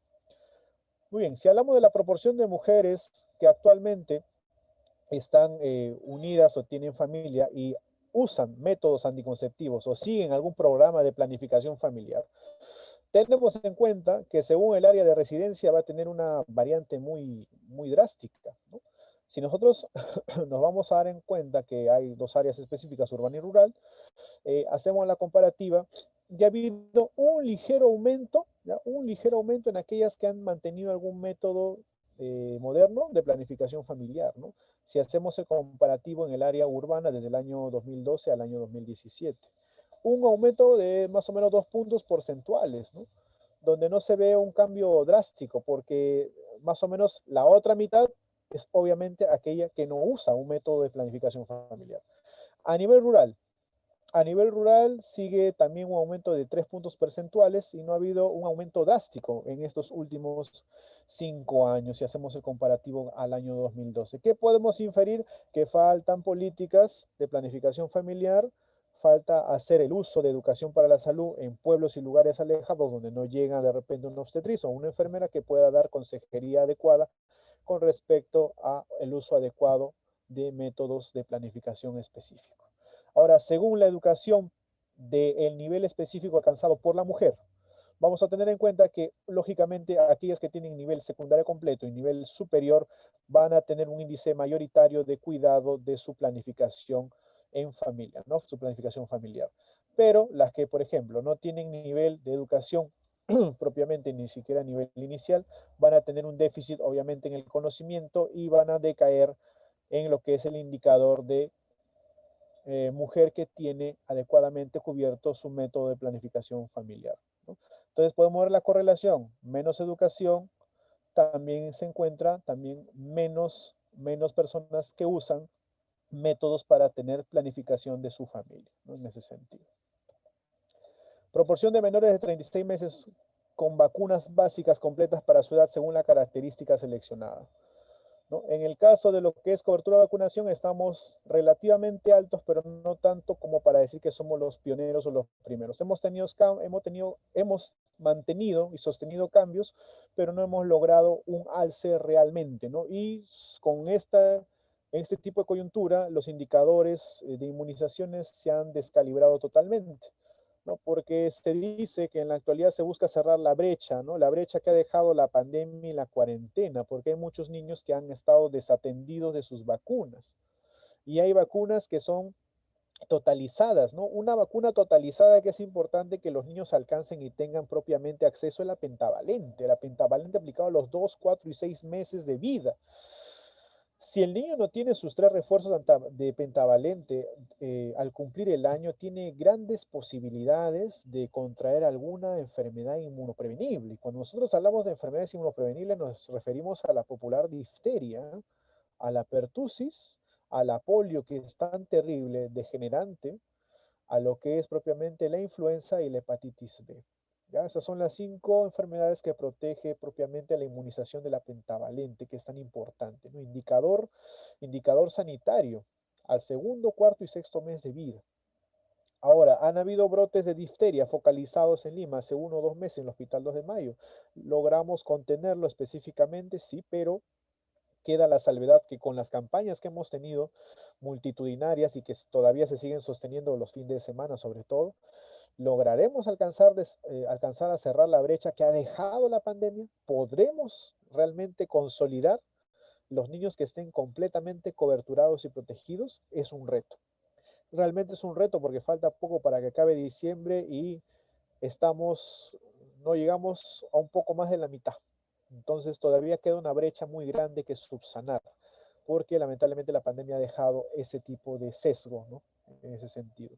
Si analizamos las encuestas del año 2012 al 2017, según el área de residencia a nivel urbano, los niños menores de 3 años con vacunas completas, vacunas básicas completas, hablo de la pentavalente, la influenza, la vacuna rotavirus, ¿no? Que es otro indicador, la vacuna rotavirus al segundo y cuarto mes de vida, ya hablo de esas vacunas, propiamente han alcanzado un nivel relativamente estático, ¿no? Digo estático porque no ha habido un cambio específico, ¿no? Hay países que llegan al 90% de cobertura, hay países que llegan al 80% de cobertura. Entonces, nosotros estamos todavía en el rango de la base 6, base 7 en ese sentido. Entonces, hay que tener, y con esto de la pandemia, nuestros indicadores han caído a menos del 20%. Entonces, con eso ya les dije todo, ¿no? Hay que tener en cuenta las enfermedades inmunoprevenibles. Proporción de niños de 6 a 36 meses que recibieron suplemento de hierro. Y este es otro problema de salud pública que a la vez es salud comunitaria y familiar. La anemia, porque un niño no suplementado con hierro al cuarto y quinto mes de vida es un niño que probablemente no se suplemente a los 6 meses, ni a los 12 meses, ni al año, ni etcétera. Y un niño con anemia va a arrastrar un problema desencadenante de su desarrollo, porque cognitivamente no te va a rendir. Cuando te quiera hacer comprensión lectora no va a rendir de la misma forma. Cuando quiera resolver matemáticas tampoco. Entonces, tenemos problemas que a largo plazo van a golpear el país. O sea, las consecuencias sanitarias de la pandemia no se ven inmediatamente. Las consecuencias sanitarias se van a ver a lo largo que se desglose el año 2021, 22, 23, etcétera. ¿Por qué? Porque la población que ha sido más afectada a nivel comunitario, a nivel público, ha sido la población infantil. Por más que ha habido tasa de mortalidad elevada en los adultos, la población infantil es la esperanza de vida de un país. Entonces, en ese sentido, nosotros evaluamos que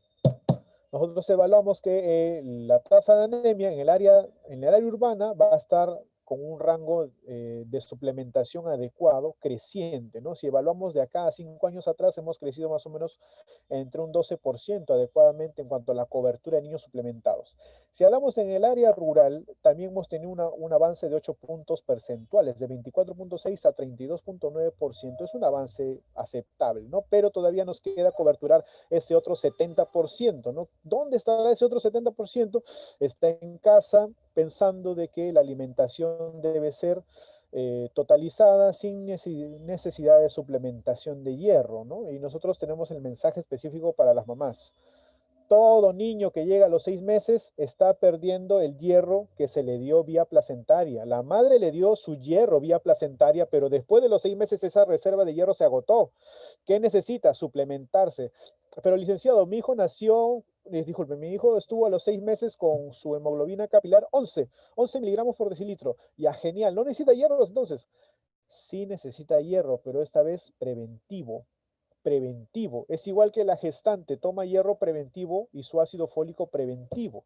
Es igual que, por ejemplo, el personal sanitario en la actualidad toma vitamina C preventiva y zinc preventivo, porque sabe que el zinc y la vitamina C ayuda a que el sistema inmunológico esté elevado y evita de que si es que, por ejemplo, te da el COVID, te fulmine. Entonces, como preventivo necesitamos ciertos minerales y el niño en crecimiento necesita para fabricar hemoglobina hierro. Si usted no le da hierro, ese niño no fabrica hemoglobina, la hemoglobina no transporta el oxígeno no oxigena los tejidos, valga la redundancia, y uno de los tejidos que más necesita oxígeno es el tejido nervioso cerebral. ¿Cómo desarrollamos bien un tejido? Hay que darle oxigenación y nutrientes. Nutrientes los puede tener, pero la oxigenación puede ser deficiente por falta de hemoglobina. Entonces hay que darles hierro a esos niños. No solo el hierro que está en la sangrecita, vaso, hígado, bofe, también hay que darle el hierro suplementado en gotitas o en jarabe, dependiendo de su edad, ¿no? Muy bien. Y si hablamos según el dominio de residencia, costa, sierra y selva, vamos a darnos cuenta que ha habido un cambio exponencial, pero igual seguimos con un 70% de la población no suplementada en lo que es suplementación con hierro. Distribución de la mortalidad según el sexo y los grupos quinquenales de edad, ¿no? Si nosotros nos damos cuenta, hay una distribución relativamente creciente en base a la superación de edad, ¿no? Donde lógicamente nuestros adultos mayores son los más golpeados y los adultos mayores maduros son los que van a tener una tasa de mortalidad más elevada prácticamente por la degeneración natural de su sistema, ¿no? Eso es algo que no se puede discutir.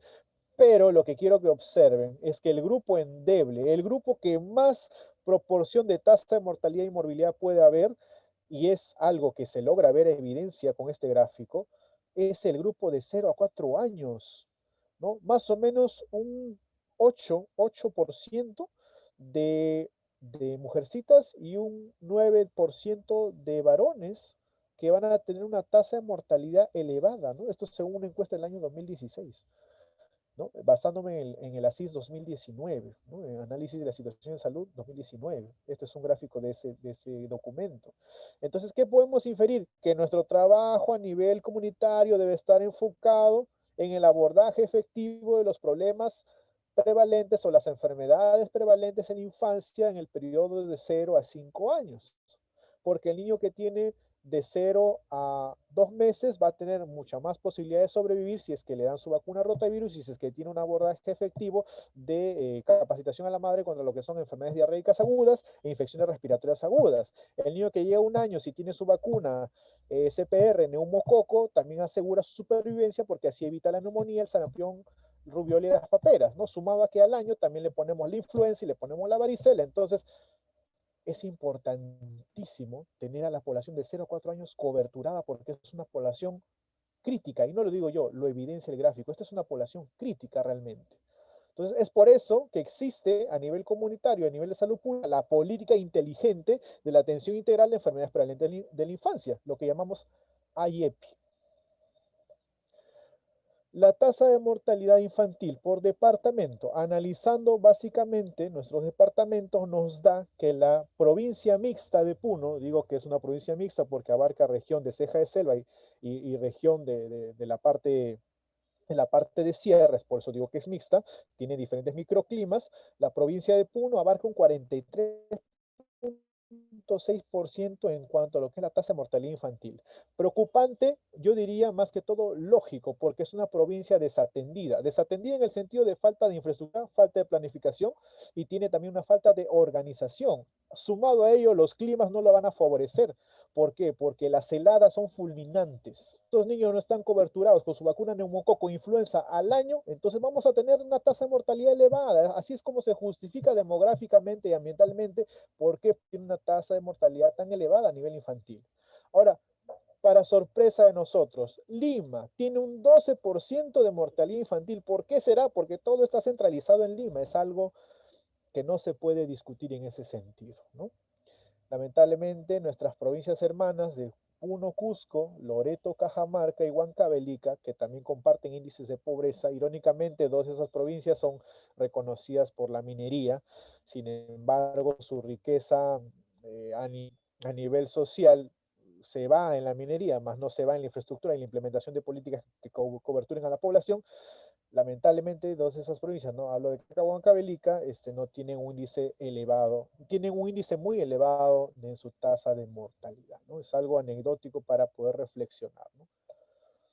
Bien, acá vemos lo que son las atenciones en consulta externa en una entidad prestadora de servicios de salud del Ministerio de Salud y gobiernos regionales según las características seleccionadas desde el año 2002 al año 2016. ¿Qué hemos logrado evidenciar? Bueno, vamos a desglosarlo por género. ¿Cuál es el género que más se atiende en consulta externa, ¿no? ¿Cuál es el género que realmente se preocupa más por su salud? Y sé que la mayoría tiene la respuesta en la punta de la lengua, ¿no? Las damas o los varones. Y la respuesta es las damas. ¿Por qué las damas tienen mejor precaución? Porque ellas conocen un poco más lo que es prevención. Tienen cultura. En cambio, el varón, por la testosterona que lo mueve, ¿no? El impulso, a veces un impulso animal, lo lleva a confiarse de que a él no le pasa, o que su estilo de vida será adecuado y nunca tendrá algún tipo de proceso de enfermedad. Por eso que el índice de personas que se atienden en consulta externa femenino es 63 puntos. Mira, son 2 veces más de lo que el hombre promedio, que es un 36%, se atiende con consulta externa. Entonces, esto nos da el indicador de que el femenino tiene más precauciones en relación al masculino. Ahora, si lo analizamos por grupo etario, nos vamos a lo que es etapa de vida. Obviamente nuestra población infantil, que es la más endeble porque no está correctamente, es la que tiene mayor cantidad de atenciones prestadas en servicios a nivel de consulta externa, ¿no? Un 33,4% van a estos servicios de consulta externa versus el adulto que tiene un 28,4%. Esto reafirma la hipótesis de que nuestra población infantil es uno de los pilares de ser trabajados a nivel familiar, a nivel comunitario, a nivel público, ¿no? Con políticas que favorezcan a esta población, porque si no renovamos o no actuamos con la población, no va a haber una población adulta y mucho menos una población adulta mayor, ¿no? Por otro lado, la población que menos se atiende en consulta externa es la población adolescente con un 7,5%. Lógicamente es una población que entre comillas es madura, se siente autónoma y está en todo el de salud física, biológica y social, ¿no? Muy bien. Siguiente. Ahora aquí en este gráfico evaluamos a uno de los terribles de la salud pública, que es la mía, en cuanto a lo que es la prevalencia de la misma en niños de 6 a 35 meses, o sea, más o menos en el menor de 3 años, ¿no? Y lo vamos a estratificar según año pasado, en relación, vamos a hacer un versus entre los años y la prevalencia en porcentaje, ¿ah? Según la región y área de residencia, ¿no? Según si pertenece a sierra, a costa o a selva. Los que son de color celeste son costa, ¿no? Costa en líneas punteadas, costa parte rural, y la costa en línea demarcada, costa urbana. En cuanto a lo que es la sierra, tenemos lo que es de color amarillo, líneas punteadas, sierra rural, y lo que es la sierra urbana, las líneas que son de un color amarillo total, ¿no? La selva lo mismo con color verde. ¿Qué nos hemos dado cuenta?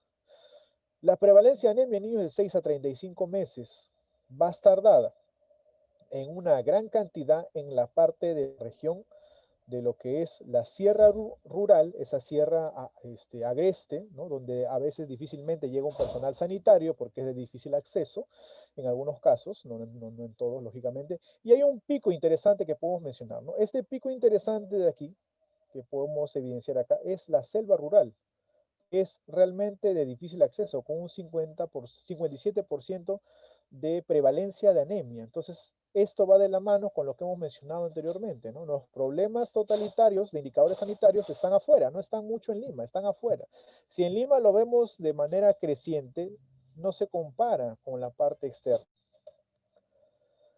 Muy bien, y ahora hablemos el segundo punto, ya que hemos visto todo lo que es una situación, el análisis de la situación de salud del Perú de manera muy genérica. Hablemos de la atención integral e integrada y la atención primaria en salud, que es tan importante, ¿no? Para nosotros hablar de la atención integral e integrada, tenemos que reconocer los diferentes niveles de atención que existen. Existen 3 niveles de atención y 8 categorías específicas, ¿no? Dentro de esas 8 categorizaciones vamos a encontrar 2 subcategorías. El primer nivel de atención es el que se lleva el 85% de la demanda en cuanto a lo que es a las personas en general. Esto quiere decir que la política debe de favorecer, implementar, mejorar, reforzar, reevaluar la atención primaria en salud. Cuando hablamos de primer nivel de atención me refiero a aquellos establecimientos y centros nosocomiales, sanitarios, etcétera, que abarquen actividades preventivos promocionales. Vamos de la categoría 1.1, 1.2, 1.3, 1.4, donde el 1.4 es un centro materno infantil o centro amigo de la mujer y el niño. La atención es de 24 horas y generalmente tiene servicio de emergencia, ¿no? Estos centros de acá son claves, ¿no? Los centros 1.4, ¿no? Los centros 1.4 materno infantil son claves porque ellos van a determinar de que haya un parto seguro, una atención temprana, fomento también de lo que son las actividades de crecimiento y desarrollo y obviamente velar porque se cumpla diferentes estamentos de lo que es la estrategia AIEPI, ¿no? Atención integral de enfermedades prevalentes en la infancia. En lo que es la categoría 1.1 y la categoría 1.2 estamos con los puestos de salud que van a abarcar puestos alejados en provincia, ¿no? Puestos de salud donde de repente no hay un médico profesional, pero se encuentra un personal sanitario capacitado que generalmente es un técnico de enfermería. En el puesto 1.2 tenemos lo que se llama un puesto de salud ya con un médico implementado, puede haber consultorio, en algunos casos especialidad, ¿no? Pero generalmente no la tienen, y el médico puede ser itinerante, ¿no? Puede ser serumnista o puede ser que sea un médico que venga cada semana o cada cierto tiempo. En el 1.3 ya tenemos centros más específicos con comunicación específica, ¿no? Con otras dependencias, puede haber unidad de farmacia, unidad tomadora de muestra, no de laboratorio, sino tomadora de muestra, unidad de rehabilitación, nutrición, servicio, departamento de psicología, triaje, emergencia, etcétera, ¿no? Aquí abarcamos lo que es el policlínico en ese sentido también, ¿no? Se puede corresponder al 1.3. Y en el 1.4, lo que ya estábamos mencionando, todo lo que hemos dicho, más emergencia, horas, unidad de centro obstétrico, ¿no? Unidad de puerperio y también camas de hospitalización, sobre todo para las gestantes, ¿no? Ya las categorías de segundo y tercer nivel de atención corresponden meramente a lo que es sistema hospitalario, ¿no? Sistema hospitalario de mediana, de baja complejidad, mediana complejidad y de alta complejidad. Ahora, como hace un momento les estaba comentando, la gran demanda viene en el primer nivel de atención, ¿no? El primer nivel de atención es la demanda específica. Un 85% de la demanda va al primer nivel de atención, ¿no? ¿Y qué abarca el primer nivel de atención? Estos establecimientos que estamos mencionando, ¿no? Los centros y puestos de salud. Ahora, ¿en qué me he basado para estratificarlo de esta forma? En la norma técnica 2011 que habla sobre la categorización de establecimientos sanitarios, ¿no? Ahora, ¿a qué llamamos atención primaria en salud? ¿Y qué es lo que ahora se está atendiendo en consideración, ¿no? La atención primaria en salud renovada, ¿no? ¿Qué es renovar la atención primaria? En primer lugar, ¿qué es la atención primaria? La atención primaria es la asistencia sanitaria esencial que sea accesible para todo el público y para las familias, las comunidades, a través de medios que sean de fácil acceso hacia ellos, con plena participación y a un costo asequible para la comunidad, para el país. Es el núcleo del sistema sanitario, y lo reafirmo, es el núcleo del sistema sanitario. ¿Por qué? Porque forma parte integral del desarrollo socioeconómico general de la comunidad y por ende de cada familia que habita en esa comunidad. Entonces, podemos reconocer que la atención primaria de salud es uno de los componentes fundamentales en un sistema de salud que sea efectivo, totalitario y que pueda alcanzar a satisfacer la necesidad de las familias que viven en la comunidad. Ahora, esta atención primaria en salud responde a lo que hemos mencionado hace un momento, ¿no? Lo que son los objetivos del desarrollo sostenible. Pero cuando nosotros hablamos de los objetivos de desarrollo sostenible enmarcados a la atención primaria en salud, ya no hablamos de simplemente la atención primaria en salud clásica. Ahora hablamos de una atención primaria en salud. Y cuando hablamos de que la atención en salud se ha renovado, la atención primaria en salud se ha renovado, es un concepto más amplio, ¿no? Porque ya vamos a interpretar una adaptación a variedad de conceptos y contextos políticos, sociales, culturales o de coyuntura económica, socioeconómica. Esta necesidad de renovarse es con la finalidad de reflejar las necesidades imperantes en la actualidad, porque el contexto que atajó a la población hace 10, 15 años no es el mismo que va a estar imperando en la... Entonces, la atención primaria de salud tiene que buscar renovarse porque los contextos son muy diferentes a los años pasados, ¿no? Tiene que adaptarse a las necesidades de la población, de la coyuntura, de la contemporaneidad que se encuentra en la línea del tiempo actual, ¿no? La materia en salud va a desarrollarse y cambiar en base a los cambios que la población le efectúe. Eso es la atención primaria en salud renovada.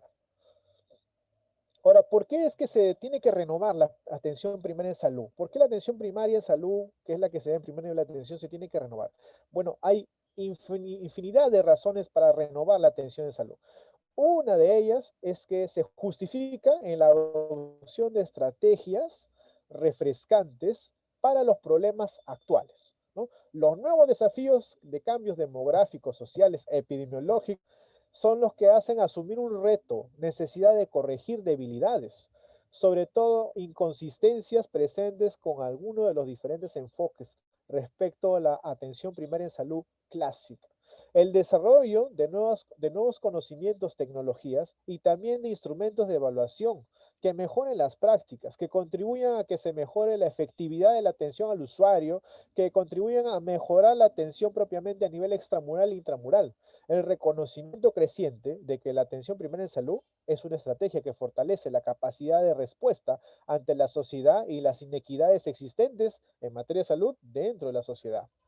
La evidencia disponible avala el hecho de que una orientación firme, o sea, de que nuestro sistema sanitario se oriente a la atención primaria en salud, es una vía rápida, una vía eficiente, una vía de equidad para organizar un sistema de salud mucho más ordenado, ¿no? Aunque debemos continuar evaluando la innovación de la atención primaria en salud, difundiendo las buenas prácticas y aprendiendo nuevas formas para maximizar y mantener su impacto en el tiempo, ¿no? A través de las actividades preventivos promocionales, sobre todo, ¿no? Podemos decir que el objetivo último de renovar la atención primaria en salud es obtener resultados sostenibles para todos en el contexto actual. Ahora, ¿cuáles son los valores de la atención primaria en salud renovada? Que es bueno determinarlo. Primero, su estándar, su corazón, va a ser que debemos tener el derecho inherente al mayor nivel posible de salud, a través de la equidad y la solidaridad. Equidad en los recursos y la solidaridad en el trato y en la atención propia al usuario. A su vez, estos van a desprenderse en ciertos indicadores que son la justicia, la sostenibilidad del medio sanitario o autosustentabilidad en algunos casos, la orientación hacia la calidad, sobre todo de atención, la respuesta inmediata a las necesidades que tenga esa población, la coordinación, y es por eso que aquí viene la palabra intersectorialidad, porque no solo un sector es el encargado de la población, sino todos los sectores sanitarios, desde la obstetricia que hace planificación, la enfermera que hace crecimiento, desarrollo, el médico que hace tratamiento, el nutricionista que hace consejería nutricional, el psicólogo que hace apoyo en lo que es salud mental. Todo es un equipo articulado, intersectorial, armonizado en ese sentido, ¿sí? Por eso es que se fomenta la participación, ¿no? La participación y un sentido de responsabilidad social, ¿no? Que pueda haber, que los individuos se involucren con su salud y que también los gobernantes generen políticas, los municipios generen facilidad para poder intervenir de manera adecuada. Si logramos hacer que todos estos valores se cumplan, vamos a lograr una cobertura adecuada a las personas. Ahora, estos los voy a enmarcar y los voy a desglosar y explicar de manera específica, ¿no? Yendo primero con los principios. Los principios son estos de aquí. 1, 2, 3, 4, 5, 6, 7. Esta ruedita que va a cubrir el derecho inherente del ser humano a tener un mayor acceso a salud o el nivel mayor de salud posible. Estos 7 principios vamos a explicarlos primero y después pasaremos a los demás, a los que están por aquí afuera, ¿no? Primero vamos a los que están cerca a lo que es el derecho a mayor nivel de salud posible. ¿Qué principio propiamente? Los principios que sirven como un puente entre los valores sociales y los valores estructurales y funcionales del sistema de salud. Dar respuesta a las necesidades de la población. Si hay niños no vacunados, hay que organizar campañas. Si hay niños que no tienen suplementación de hierro, o tú sabes que hay niños prematuros en una comunidad, en una localidad, hay que avisar al servicio de salud, hay que avisar al puesto o al centro de salud. Todo niño mayor de 4 meses que sea eutrófico, que haya tenido un nacimiento eutóxico en ese sentido, o sea, un parto normal, un peso normal, ¿no? Cuando nosotros hablamos de un niño de peso normal, hablamos de un niño de 2 kilos 500 hacia arriba, ¿no? 2 kilos 500, 3 kilos 500, ese es un niño de peso normal. Si usted habla de un niño de 2 kilos 99 hacia abajo, ya hablamos con los grados de bajo peso. Y el niño de grado de bajo peso tiene un abordaje diferente, porque a él se le empieza la suplementación con hierro de manera más rápida en relación a un niño que es eutrófico o que ha tenido un parto eutóxico, o sea, un niño normal. Entonces, hay que dar respuesta a la necesidad de la población, ¿no? Si hay mucha población canina, organicemos una campaña de vacunación a los animalitos, ¿no? Lo que llamamos aquí popularmente la VANCAN, ¿no? La vacunación canina que se da de manera anual, todos los años. Orientar hacia la calidad de atención, porque no solo se trata de atender porque es mi indicador o porque mi fondo de estímulo de desempeño me dice que debo tener tantos niños de 2 meses y tantos niños de 1 año, no, sino atender de manera específica según la problemática, orientar hacia la calidad de la atención y por qué no hacia la calidez, porque los seres humanos no somos solo estadísticas, somos también alma y cuerpo y merecemos un trato diferenciado, porque no todos tenemos la misma forma de referirnos a los demás. Dependiendo con quién estés al frente, tienes que saber tener una orientación hacia la calidad en base a tu trato al usuario. Sentido de responsabilidad y rendición de cuentas de los gobiernos, porque el presupuesto que viene de gobierno central a regional debe ser justificado en infraestructura, modernización de equipos, adquisición de equipos nuevos o revalorización del personal. Puede ser a través de algún incentivo, a través de repente de algún premio, ¿no? Una responsabilidad también en la administración de las finanzas y una gerencia adecuada de los recursos, porque el centro de salud que está a la vuelta de tu casa o el que está a unas calles de donde usted vive, recibe presupuesto todos los años. Entonces, ¿cuál es la justificación para dar siempre la misma puerta o siempre el mismo hueco en la pared o siempre la misma grieta en el piso? No ha habido una buena rendición de cuentas o el presupuesto es muy limitado. Bueno, en general nuestro presupuesto de salud es limitado, pero con la pandemia, para beneplácito de muchos, el presupuesto sanitario ha aumentado. Entonces, esperemos que se mantenga en ese sentido, ¿no?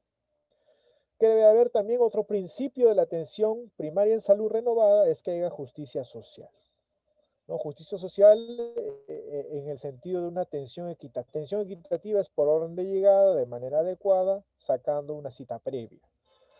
De repente no dando paradigmas de, si no eres una mala madre, no, simplemente haciéndole saber a la madre de familia o al padre de familia las consecuencias que pueden haber de no tener un adecuado arraigo a las costumbres sanitarias por excelencia, ¿no? La higiene de manos, la lactancia materna, la alimentación complementaria, ¿no? Entonces hay que tener cuidado con ello, ¿no? Sostenibilidad en el sentido de que pueda haber también una autosugestión, ¿no? Una autosustentabilidad en ese sentido. Participación comunitaria y participación a nivel intersectorial, con todos los actores sociales, con todos los actores sanitarios. Dar respuesta a las necesidades de la población de manera objetiva, en el caso de que sean necesidades concretas, de manera subjetiva, en el caso de planificar futuros escenarios, de manera integral que satisfaga a todos los grupos etarios, porque como dije al comienzo, no es lo mismo atender a una gestante que abordar un niño de menor de 5 años, o abordar un adulto maduro, o abordar un adolescente. Todos tienen diferentes subjetividades para poder ser atendidos de manera integral en base a su grupo etario. Obviamente tiene que haber una evidencia para decir que hay necesidades y que se deben de satisfacer o haber una respuesta por parte de nosotros hacia la población. Orientar hacia la calidad, anticiparse al problema, atención con dignidad y respeto en todo momento, evitar el daño hacia las personas que estén siendo atendidas, porque lo que buscan ellos es mejorar, no dañarse más, mejorar continuamente como persona, como personal, y tener fuerte liderazgo para tener una dirección, no solo con el objetivo de rehabilitar al paciente, sino también con dar una mejor atención, ¿no? Y que haya un sistema de incentivos apropiados para mejorar la calidad, porque el personal incentivado trabaja mejor. Hay que tener un sentido de responsabilidad y rendición de cuentas con las políticas que estén imperantes, procedimientos legales, si te piden un programa presupuestal, un planeamiento estratégico que se justifique con un presupuesto. Derechos exigibles, basado en evidencia, recursos pertinentes, una rendición de cuentas pertinentes. Se justifica el presupuesto que se implementó en tal, tal y tal cosa. No podemos hacer simplemente decir, se cambió una ventana en el centro de salud o se rompió una puerta y ya se gastó ahí, no sé, por decirte, ¿no? 5.000 soles, es imposible, ¿no? Tiene que haber una rendición de cuentas coherente. Una gerencia administrativa adecuada que justifique la implementación de equipos nuevos. Todos los años deberíamos renovar equipos, desde el taímetro, el infantómetro, hasta el oxímetro de pulso que está en la posta y que a veces se malogra y nadie puede reparar. Eso es a lo que sucede. Justicia social. Beneficios para todos, sobre todo para todos aquellos vulnerables. Tratar con respeto y dignidad, hacer conocer los derechos de la gente, porque quien conoce sus derechos no se deja pisotear. Planificar y controlar los servicios de salud en medida de tiempos, ¿no? No es justo ni dable que el médico, por ser médico, venga a las 9 de la mañana, cuando la hora de entrada es a las 8 de la mañana. O no es justo y recomendable, porque la licenciada es licenciada en enfermería, venga a las 8 y media de la mañana, cuando su hora de entrada es a las 8 de la mañana. Entonces hay que tener una planificación y el control. ¿Por qué? Porque nuestros clientes son nuestro mejor referente. ¿Y el cliente quién es? Todo aquel que viene a atenderse. Y combatir los principales determinantes sociales de inequidades sanitarias que ya los hemos debatido, ¿no? Sostenibilidad con una planificación estratégica de recursos, un compromiso a largo plazo, un marco de actuar a corto o largo plazo, una satisfacción de necesidades actuales y una sostenibilidad económica para ayudar a que pueda crecer más. Participación activa en la toma de decisiones, tanto puede entrar el dirigente comunal, los actores sociales, los dirigentes del programa de Vaso de Leche, de repente los dirigentes de Caliwarma, etcétera, ¿no? Que puedan ayudarnos a poder tomar decisiones a nivel comunitario, porque ellos conocen mejor la realidad que usted y yo.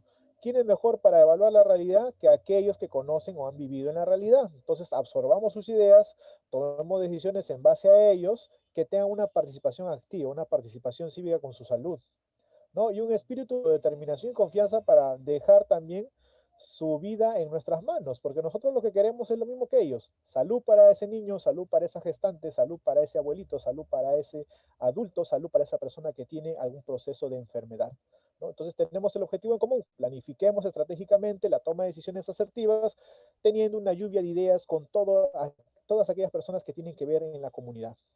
Trabajo intersectorial, trabajar con los diferentes sectores y actores sociales, ¿no? Que haya vínculos con el sector público y privado, buscar financiamiento, si no se puede público, privado, ¿no? Ahora por Navidad, ¿qué podemos hacer? trabajemos con las fábricas que hacen panetones, las que hacen galletas, ¿no?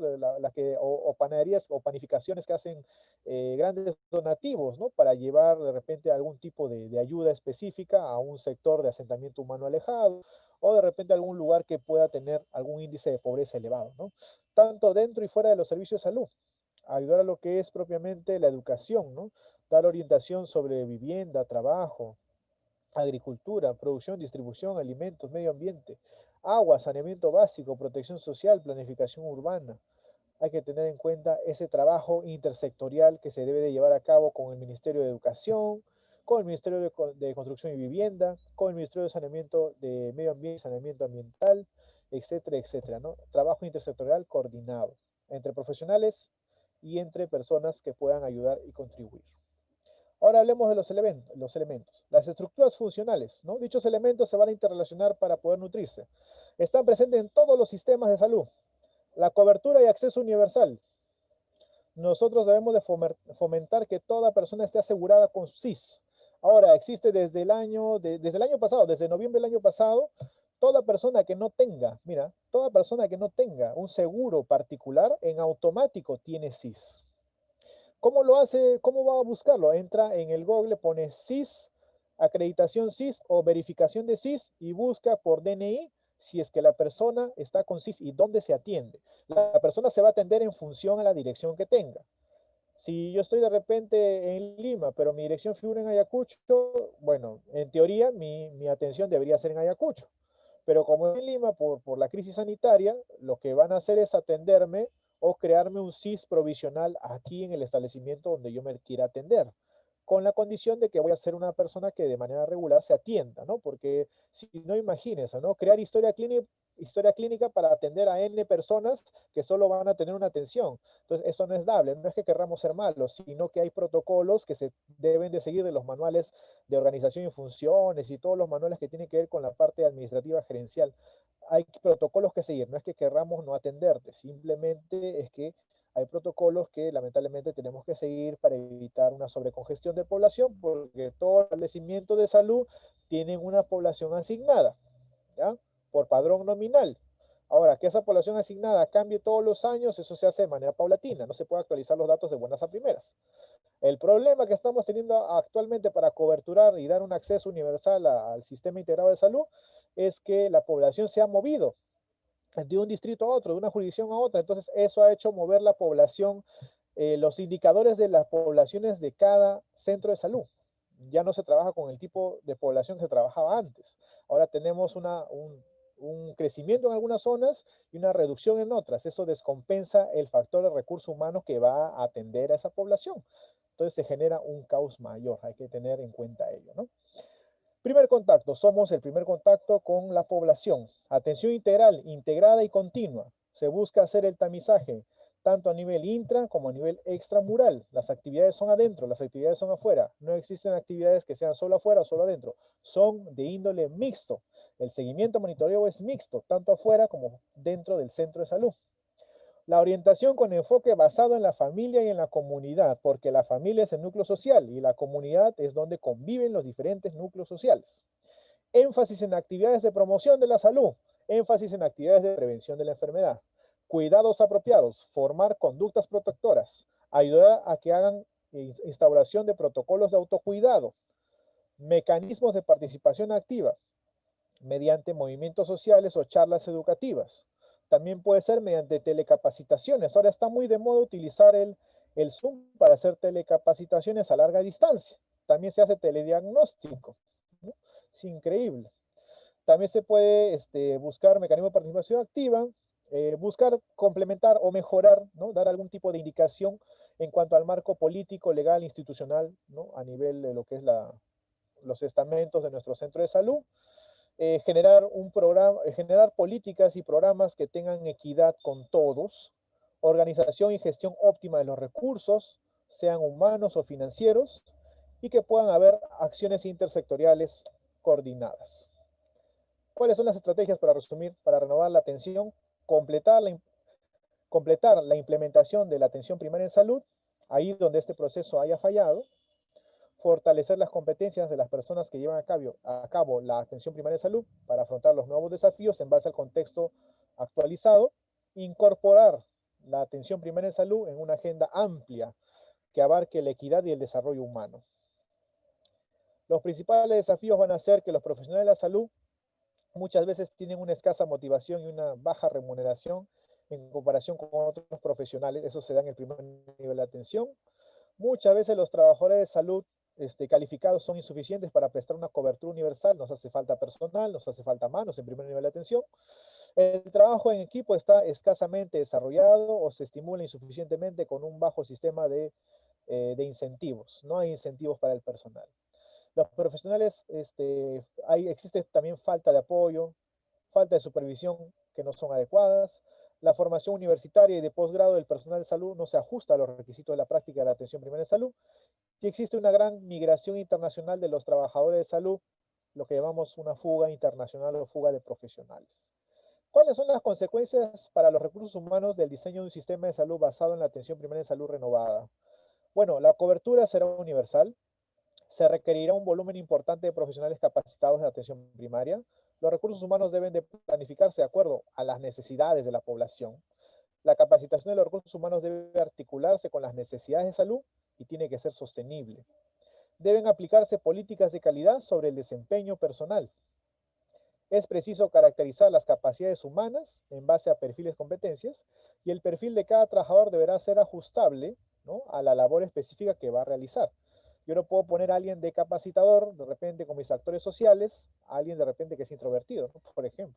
Se requieren mecanismos de evaluación continua que faciliten la adaptación de los trabajadores de salud a las nuevas situaciones y a las necesidades cambiantes de la población, porque la población jamás tiene necesidades estáticas. Sus necesidades cambiarán en base a su geografía, a sus factores sociales, culturales, económicos y, por ejemplo, ahora coyunturales. Las políticas deben apoyar el enfoque multidisciplinario, trabajo de todos, trabajo de equipo, de la atención integral, 360 grados, la atención a las personas en su núcleo familiar. La definición de trabajador de salud debe ampliarse para no incluir solo a los médicos, sino también a quienes trabajan en el sistema sanitario, ¿no?, sistema de apoyo, gestión, administrativo, logística, los propios que van a hacer visitas domiciliarias, ¿no?, los que son equipos propiamente de respuesta rápida. La habilidad de ir más allá del ámbito clínico a través de la capacitación y el empleo de agentes comunitarios, que son importantísimos, y otros recursos comunitarios como por ejemplo coordinación intersectorial con los dirigentes populares o los actores sociales de principal índole. Muy bien, hablemos ahora del punto número 3, lo que es salud familiar y comunitaria, para avanzar un poco más. Bueno, cuando hablamos de la salud familiar y comunitaria, hablamos de una disciplina desprendida de la medicina que es la medicina familiar, ¿ah? Es una especialidad médica individuo en torno a la familia y de la familia en torno a la sociedad. Esto se va a ocupar de un mantenimiento y resolución de los problemas que se den dentro del núcleo familiar, porque los problemas, si lo analizamos bien, no solo parten del individuo como un ente aislado, parten del núcleo familiar, porque este núcleo influye positivo o negativamente en las conductas de salud que el individuo tenga a restablecer, madurar o de repente suspender. Si yo veo de repente que en casa hay un fumador, yo puedo inferir que si hay jóvenes, ellos también pueden fumar. ¿Por qué? Porque han imitado la conducta del progenitor, la conducta del tío, la conducta del abuelo, etcétera. Entonces son cosas inferenciales, ¿no? La familia influye determinantemente en cada pequeño actor dentro de esa jurisdicción. Ahora, ¿cuáles son los cambios importantes en la atención primaria? La atención clínica es individual. Las actividades comunitarias son colectivas, ¿sí? Las actividades comunitarias abarcan N personas, abarcan niveles de prevención y niveles de promoción que son mucho más grandes. Nos permite trabajar con mayor diversidad de población y a la vez llegar a más gente en menor tiempo. Esa es la diferencia entre una actividad clínica convencional que usted puede hacer en un establecimiento 2.1, 2.2, 3.1, 3.2, en relación a las actividades que priorizan el establecimiento 1.1, 1.2, 1.3 y 1.4, que mayormente son de índole extramural, preventivo, promocional.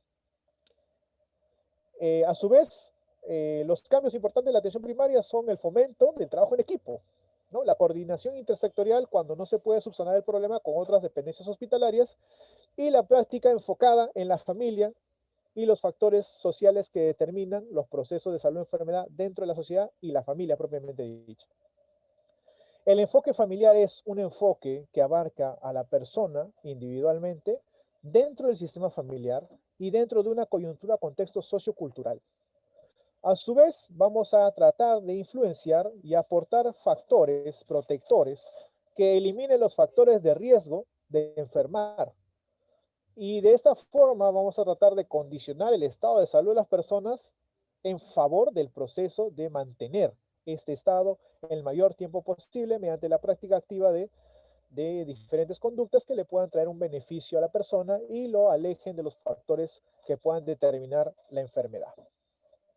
Llegamos a la conclusión de qué es la salud familiar. Es un conjunto de aspectos que van a relacionarse inherentemente a las características de la familia. Es de suma importancia tratar la salud familiar porque esta va a influenciar directamente los individuos miembros de la familia. Intervienen aquí lo que son factores económicos, sociales, psicológicos, crianza, ¿no? Pautas de crianza, funcionamiento familiar, salud mental, cultura de paz. Para la Organización Mundial de la salud familiar es el funcionamiento efectivo de la familia, como una unidad biopsicosocial, porque es unidad formadora y a la vez es una unidad mantenedora, ¿no? Que logra mantener y logra formar armónicamente individuos en un contexto de cultura y sociedad armonizada, determinada. Para el investigador Horwitz, el equilibrio entre los elementos internos y externos del grupo familiar es lo que ya se traduce como salud familiar, ¿no? La capacidad que tiene la familia de adaptarse a cualquier tipo de crisis situacional y superar la crisis. Eso es salud familiar para Horwitz. Llegamos a la conclusión del versus, salud individual, salud familiar, salud comunitario. ¿Qué disciplina abarcaría los tres tipos de salud que estamos viendo en pantalla? La salud pública, porque la salud pública engloba las actividades individuales, familiares, comunitarias. La salud pública es totalizada, la salud comunitaria es relativamente colectiva, ¿no? En el sentido de que abarca pequeños grupos sociales. Y la salud familiar, esos pequeños grupos sociales de manera mixta. Entonces tenemos la importancia de la salud radica en el desarrollo armónico e integrado de la sociedad en relación al ecosistema, ¿no? Lo que llamamos una convivencia armónica sostenible, del medio ambiente que interactúa en el individuo y obviamente el conjunto de poblaciones que llamamos sociedad. Para ello tenemos que fomentar la salud mediante la educación para la salud, mejorar las condiciones de vida. ¿Cómo fomentamos la salud? Mediante la educación. Bueno, a nivel individual, ayudándole a hacer ver los errores de comportamiento, instaurando técnicas y actitudes en relación a lo que es higiene y salubridad para mejorar la vida de cada persona en base a autocuidado. En la salud familiar, ¿cómo vamos a implementar ello? Práctica de hábitos o estilos de vida saludable, según el ciclo de vida o según el grupo etario, ¿no? Estilo de vida saludable para las personas jóvenes o adultas maduras, hacer actividad física, ¿no? Estilo de vida saludable. Para las personas de tercera edad también sería ello y también el factor nutricional muy determinante. Entonces va a variar según el grupo etario.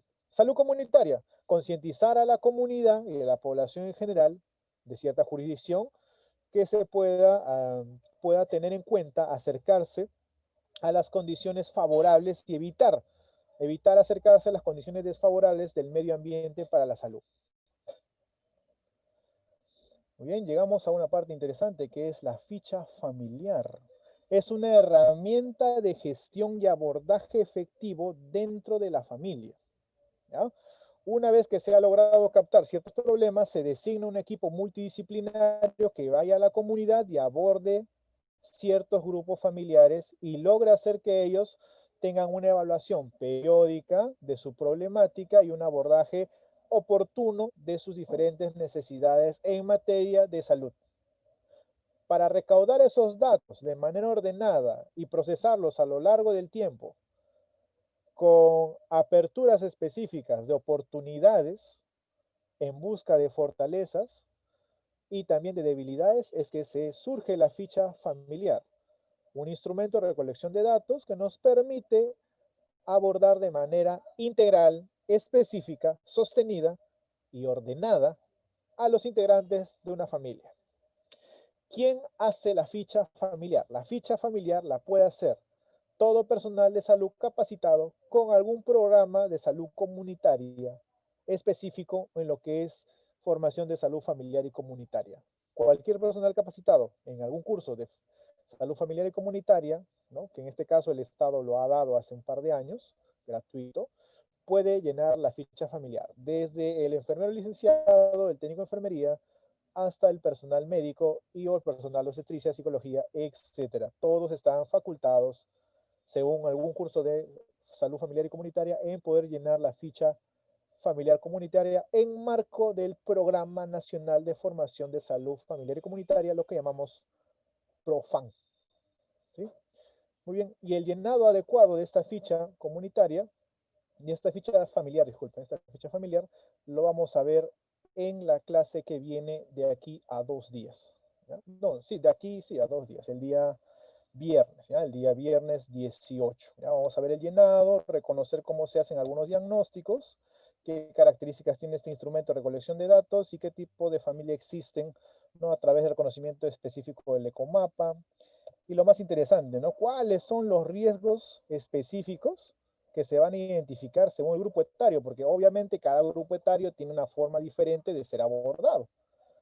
¿Ya? Eso lo vamos a ver con calma para desglosarlo bonito ya de aquí al día viernes, ¿sí?